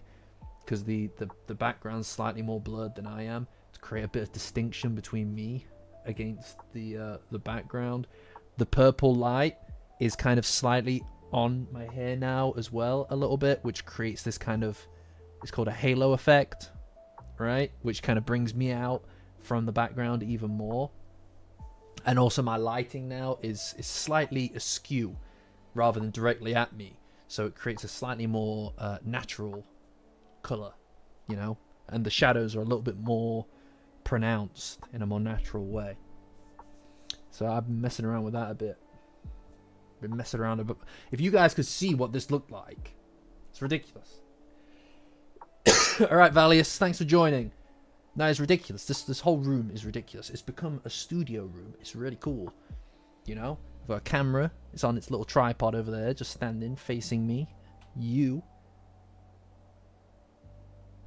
Guys. Yeah, I'm glad that we did that Resident Evil stint last week. I fixed the stuttering, actually. Yeah, sorry about that. You should have closed your eye. That's on you. That's on you. Yeah, you should have closed your eye. Don't blame me. Don't blame me. I fixed the stuttering problem. It was to do with the meshes. For some reason, it doesn't play well with AMD. Expect more of that this week. What I might do is tomorrow when I finish work, I'm going to just record. Tomorrow when I finish work, I might just record my script, get that nice and done, and then pop on to doing some Resident Evil. That's not a promise, that's a possibility. Because I've been enjoying it a lot. It's been really fun. It's been incredibly fun to do. And, you know, I'm itching to play more of it. You know, because the minute I turned it off and I went into kind of like check to make sure that it was working fine after making the changes to the settings, I just started playing like really well, and I was furious. I was like, why did people not see me do this? It happened, I swear. Right, guys, I'm gonna go. Stop. No, shut up. I'm gonna go and watch some Doctor Who before bed. That's what I'm gonna do. Might watch a trashy episode. Might watch a mid episode, like the Daleks in Manhattan with Andrew Garfield. Yeah, that's right. That's what I do now. And there's nothing you can do to stop me. So I'm going to go. But thanks for joining, as always. Like I said earlier, I'm going to be working on the script, on the video this week. People on Mount Olympus, expect to see the introduction to that this week. And everybody else, hopefully next week. Alright, catch you guys. Peace.